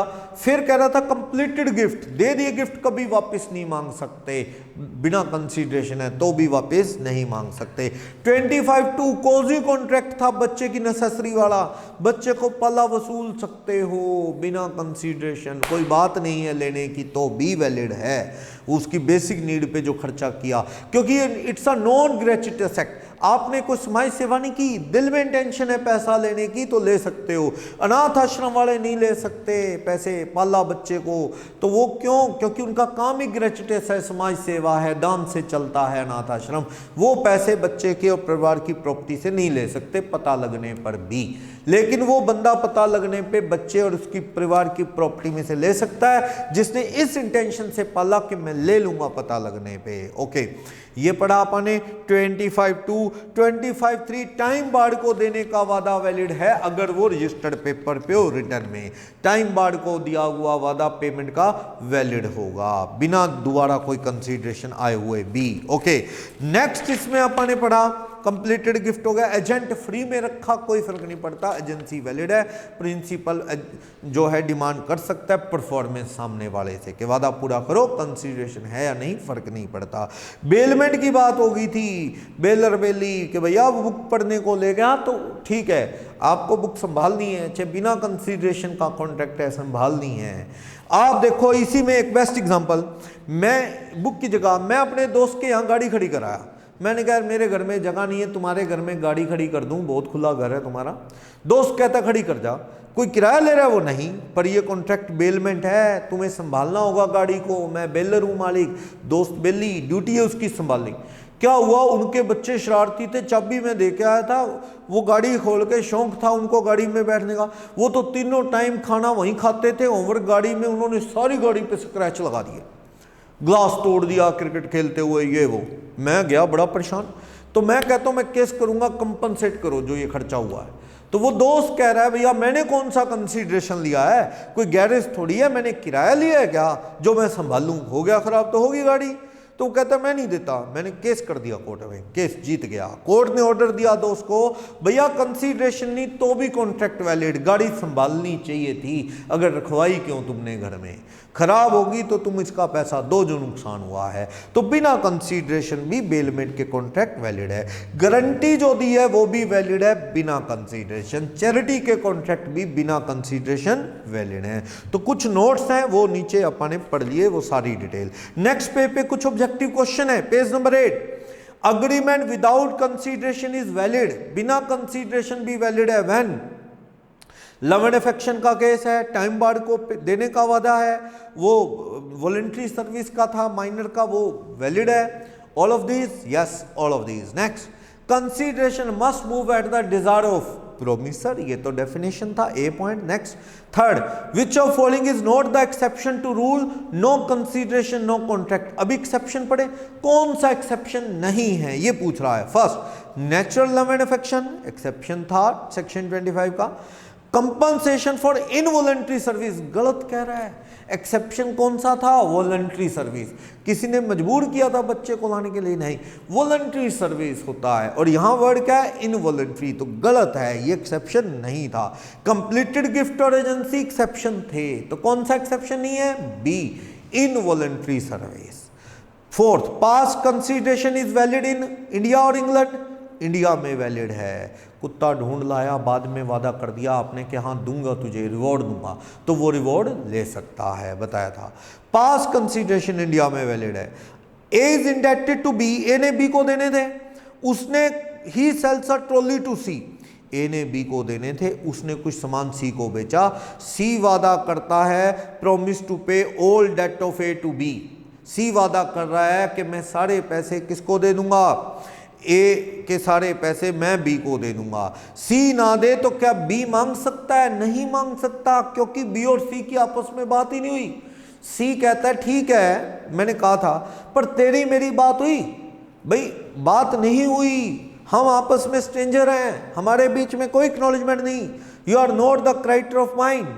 सी कह रहा है बी को कि मैंने तुझसे बात की कि मैं तुझे दूंगा, मैंने ए को कहा था मानता हूं, हमारी बात नहीं हुई ना, एक्नॉलेजमेंट नहीं हुई, तो तू अपने पैसे ए से मांग, मेरे से ए ले लेगा। सही कह रहा है वो, स्ट्रेंजर टू कॉन्ट्रैक्ट, आपस में कोई एक दूसरे से अनअवेयर है, अननोन है एक दूसरे के लिए, तो नहीं हो सकता कि स्ट्रेंजर टू कॉन्ट्रैक्ट है। 6, quid pro quo, something in return था, ओके।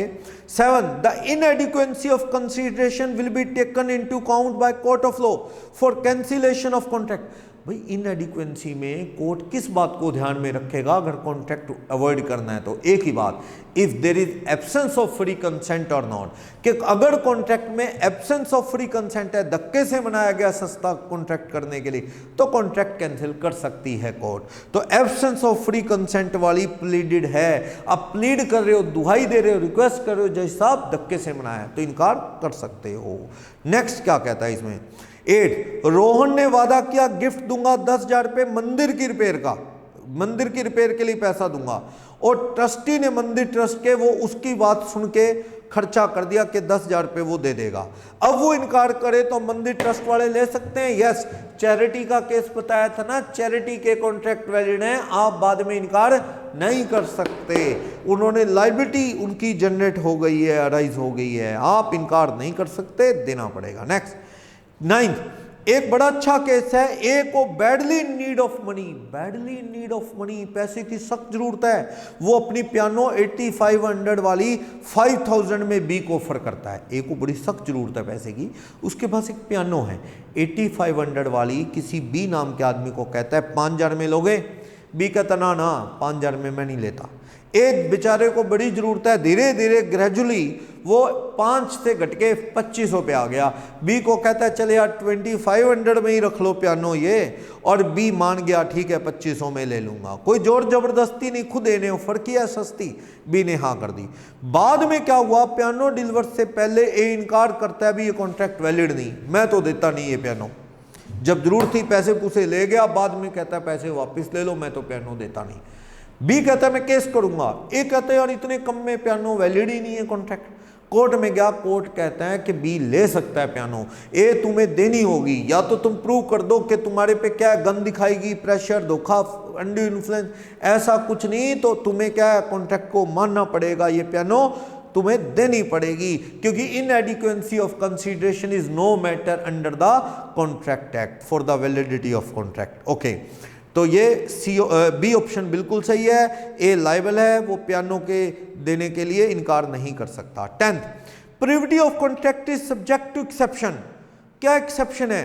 क्या थर्ड पार्टी केस कर सकती है? वो एक्सेप्शन क्या है? क्या ट्रस्ट के केस में वाइफ बच्चे केस कर सकते हैं? यस। फैमिली सेटलमेंट में वो दुल्हन कर सकती है? यस। बूढ़ी माँ कर सकती है? Yes. Both of above? Yes, both of above, A B सही है। Next 11, which of following is true? कौन सी सिचुएशन सही है 11th में? Consideration must be adequate? नहीं, इनएडिक्वेट भी हो सकता है, false. Consideration must result in benefit to both the party? Benefit दोनों को कैसे होता है? एक चीज एक के लिए बेनिफिट तो दूसरे के लिए क्या है? डेट्रिमिनेंट। मैं आपको कार दे रहा हूं, पैसे ले रहा हूं, तो कार का जाना मेरे लिए क्या है? डेट्रिमिनेंट। आपके लिए बेनिफिट, पैसा मेरे लिए बेनिफिट, आपके लिए डेट्रिमिनेंट। तो दोनों के लिए कार बेनिफिट, दोनों के लिए पैसा बेनिफिट नहीं हो सकता, गलत कह रहा है, कहता दोनों के लिए बेनिफिट है। Next, consideration must be something which a promisor is not already bound to do. हाँ, ऑलरेडी बाउंड के लिए कंसीडरेशन नहीं हो सकता, ये कह रहा है ट्रू, यस। पुलिस वाला एग्जाम्पल, टीचर वाला, उस चीज का कंसीडरेशन नहीं हो सकता for which you are legally bound, उसके लिए आप कंसीडरेशन नहीं मांग सकते। 12, consideration is a reason behind making a proposal. Consideration is a condition. Consideration is doing और not doing something at the desire of promisor. C, ये तो legal definition है। कंसीडरेशन क्या है? डूइंग और not doing something at the desire of promisor, brief में ये definition है, सी सिचुएशन सही है। 13, which of following is the void contract? क्या agreement the meaning of which is certain? Meaning certain है तो वैलिड होगा ना, वर्ड थोड़ी होगा। ऑयल वाला था ना, 50 तरह का ऑयल, वीडियो देखे होंगे फर्स्ट चैप्टर के आपने, तो अनसर्टेन मीनिंग है तो वर्ड होता है, ये तो सर्टेन है, वैलिड। अग्रीमेंट फॉर इनएडिक्वेट कंसीडरेशन, ये क्या है? वर्ड नहीं, इनएडिक्वेट कंसीडरेशन हो तो भी कॉन्ट्रैक्ट वैलिड है। Agreement with minor, void, yes. बच्चे के साथ सारे कॉन्ट्रैक्ट वॉइड ही नहीं बल्कि वॉइड एब इनिशियो होते हैं, देखते ही बेकार हैं। ओके, कंसीडरेशन इन इंडिया कैसा हो सकता है? पास्ट, प्रेजेंट, फ्यूचर, सभी तरह का। इंग्लैंड में पास्ट कंसीडरेशन नहीं डिमांड किया जा सकता, इंडिया में डिमांड किया जा सकता है, valid. Next, agreement for the payment of time barred debt is written form is. Agreement time barred का रिटर्न में हो तो वैलिड होगा, यस वैलिड होगा। 16 एक फिल इन द ब्लैंक्स है। There can be stranger to dash but not stranger to contract. Stranger to contract नहीं होना चाहिए, बट स्ट्रेंजर टू क्या हो सकता है? That is consideration. तो इस ब्लैंक को फुल कर देंगे तो आप कंसीडरेशन वर्ड पुट कर देंगे। तो आगे कुछ डिस्क्रिप्टिव क्वेश्चन है। Question number 1, what is consideration? Meaning बता देंगे, डेफिनेशन का सारा। और मीसा कुड़ी का केस भी है कि एक के लिए राइट है, बेनिफिट है, दूसरे के लिए डेटर्मिनेंट है, रिस्पॉन्सिबिलिटी है, वो सब डेफिनेशन बता देंगे। और कहते हैं लीगल रिक्वायरमेंट भी बता दो, तो वो पढ़ी ना, eight the desire of promisor हो, प्रोमिसी और बिहाफ ऑफ प्रोमिसी हो, पास्ट, प्रेजेंट, फ्यूचर हो सकता है, इनएडिक्वेट भी हो सकता है कंसीडरेशन, लीगली बाउंड उस चीज का ना हो, कंसीडरेशन सर्टेन होना चाहिए, वो सारी बात नहीं। ओके, लीगल होना चाहिए सब। कुछ एक्सेप्शनल केसेस में विदाउट कंसीडरेशन भी कॉन्ट्रैक्ट वैलिड है, ये अपन ने पढ़ा था। Next, what are the legal requirement of valid consideration? तो ये सब है।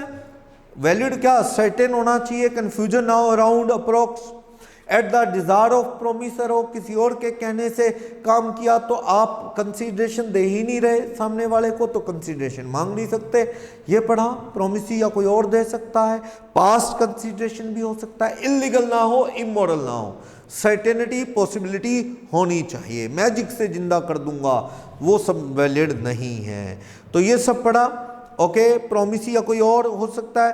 कंसीडरेशन पॉजिटिव नेगेटिव भी हो सकता है, कुछ ना करना, दुकान ना खोलो तो पैसे दूं, तो वो भी वैलिड था। मेरे पे केस मत करो, मैं पैसे दूंगा, तो नॉट डूइंग के भी हो सकते हैं, ये पढ़ा था, डूइंग और नॉट डूइंग दोनों के। ओके, तो ये कह रहा है next, exception of no consideration no contract, पढ़ा ना सेक्शन 25 25(1) जो था love and affection, time barred का प्रॉमिस और वॉलंटरी सर्विस, वो माइनर की necessary, completed gift, guarantee, agency, charity, सब पढ़ा ना पढ़े, तो वो सब आपको डिफाइन करना है यहाँ पे जो पढ़ा। ओके, नेक्स्ट पे question number 4, to form a valid contract consideration must be adequate, wrong, consideration need not to be adequate. वो मैंने फिल्मी स्टोरी सुनाई थी, बारिश का मौसम और वो ये पियानो वाला अभी क्यों क्वेश्चन पढ़ा, इतनी सस्ती पियानो का कॉन्ट्रैक्ट होगा, वैलिड है। अगर ये प्रूव ना हो कि there is absence of free consent, तो कॉन्ट्रैक्ट इनएडिक्वेट कंसीडरेशन में भी वैलिड है। Next 5, stranger to contract can't sue, yes, अगर आप कॉन्ट्रैक्ट में आपका रेफरेंस नहीं है तो you can't sue, but some exceptions are there, reference है या नहीं है हमेशा केस कर सकते हैं। Beneficiary of trust, family settlement, marriage के एग्रीमेंट्स और असाइनमेंट, एक्नॉलेजमेंट या estoppel, covenant running with land, contract by agent, ये पढ़ा ना सारा, तो ये बिना रेफरेंस के भी वैलिड हैं। नेक्स्ट, एक आदमी डूब रहा था, बी ने जाके जान बचा ली उसकी। ए डूब रहा था, बी ने जंप लगा के जान बचा ली। बी डिमांड कर रहा है इनाम, ले सकता है? नहीं ले सकता, क्योंकि उसके कहने से जान नहीं बचाई है। तुमने तो समाज सेवक को भाई डूब रहा है बचा लिया, नहीं ले सकते। पर हाँ, अगर ए खुश होकर वादा कर दे बाहर आने के बाद कि तुझे 5000 गिफ्ट दूंगा, तो फिर वो बी लेके रहेगा। That is pass consideration, valid है। टीचर वाला एग्जाम्पल, बड़े साल बाद स्टूडेंट ने वादा कर दिया था, सर आपसे पढ़ता था इनाम दूंगा आपको या कुछ पैसा दूंगा, तो टीचर लेके रहेगा। That is pass consideration, India में वैलिड है। वैसे अगर ऐसा वो बाहर निकल के कोई वादा नहीं करता, थैंक्स कहता है, अब बी कहता है तेरी जान की क्या कीमत है, तेरे को बचा लिया, 10 लाख दे दे, नहीं मांग सकता, क्योंकि वो eight the desire of promisor, डूबने वाले के कहने से काम नहीं किया है। नेक्स्ट, तो यहाँ पे 7th में ओल्ड लेडी, वही चेन्नैया रमैया का केस, वादा कर दिया कि भाई उसको देते रहना, वो सारी बात हो गई। ओके, 8, कंसीडरेशन और object of agreement are not lawful, lawful होना चाहिए, लॉफुल नहीं तो वैलिड नहीं, ये बात हमने कर ली है। 9th है, इसमें देख लेंगे आप, 9th ना नेक्स्ट चैप्टर से रिलेटेड है, वो आप देख लेंगे।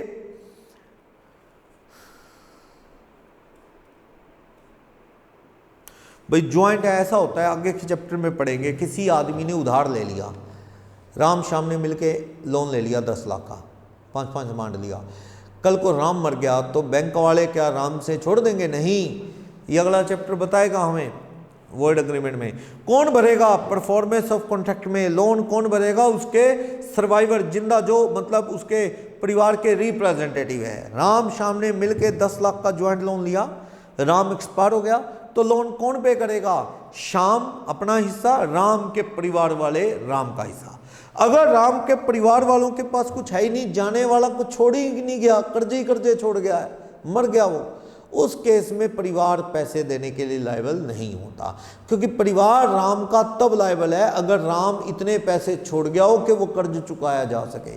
राम 8 लाख रुपए छोड़ गया, कर्ज 5 का है, तो परिवार representative of Ram are liable to honour the whole amount of loan payable to the bank, वो लायबल है, वरना नहीं। नेक्स्ट चैप्टर का है, छोड़ भी सकते हो आप। 10th हस्बैंड वाइफ का झगड़ा वाला, तो लव एंड अफेक्शन ही नहीं तो वैलिड नहीं बात हो जाएगी। ओके, तो इस तरह से गिफ्ट डीड का है। 12th चेन्नैया रमैया वाला, करीब वही, बच्ची को शादी करके अपने घर में ले आएंगे, इसकी केयर करेंगे, वो वाला भी अपने लास्ट क्वेश्चन है, क्वेश्चन नंबर 15 बात कर ली, पढ़ लेंगे। तो इस तरह second chapter complete, part 1 part 2 दोनों वीडियो को अच्छे से देखें, बार बार देखें, एक बार सारी नहीं देखी जाती तो आप देख लें एक बार। अगर आपने 50 मिनट का वीडियो देखा तो next time onward 50 minutes onward आप वीडियो प्ले करके देख सकते हैं। तो फ्रेंड्स, अगर आप पहले वीडियो हमारे प्लेलिस्ट है चैनल पे, उसके थ्रू देख सकते हैं, और इसकी क्वालिटी जो YouTube की मोबाइल पे आ रही है वो 480 मैक्सिमम आ रही है। तो फर्स्ट ऑफ ऑल आप वीडियो को प्ले करें तो जो 3 डॉट्स हैं उस पे जाके क्वालिटी 480 सेट कर ले मोबाइल पे, तो ये बोर्ड जो है ये ब्लर नहीं होगा। हम जो वीडियो यहाँ रिकॉर्ड कर रहे हैं 1080 फुल एचडी में रिकॉर्ड कर रहे हैं। तो वो यूट्यूब ने लॉकडाउन की वजह से क्वालिटी रिस्ट्रिक्ट कर दी, मैक्सिमम जो है अप टू 480। तो आप मैक्सिमम पे चलाएंगे तो ये बोर्ड अच्छे से आपको विजिबल होगा। और अगर आप डेस्कटॉप पे या लैपटॉप पे यूट्यूब में हमारी ये वीडियो प्ले करते हैं तो वहां पे आप 720 और 1080 पिक्सल पे व्यू कर सकते हैं अच्छी क्वालिटी में। वहां क्वालिटी पे कोई रिस्ट्रिक्शन नहीं, मोबाइल पे रिस्ट्रिक्ट कर दिया है यूट्यूब ने।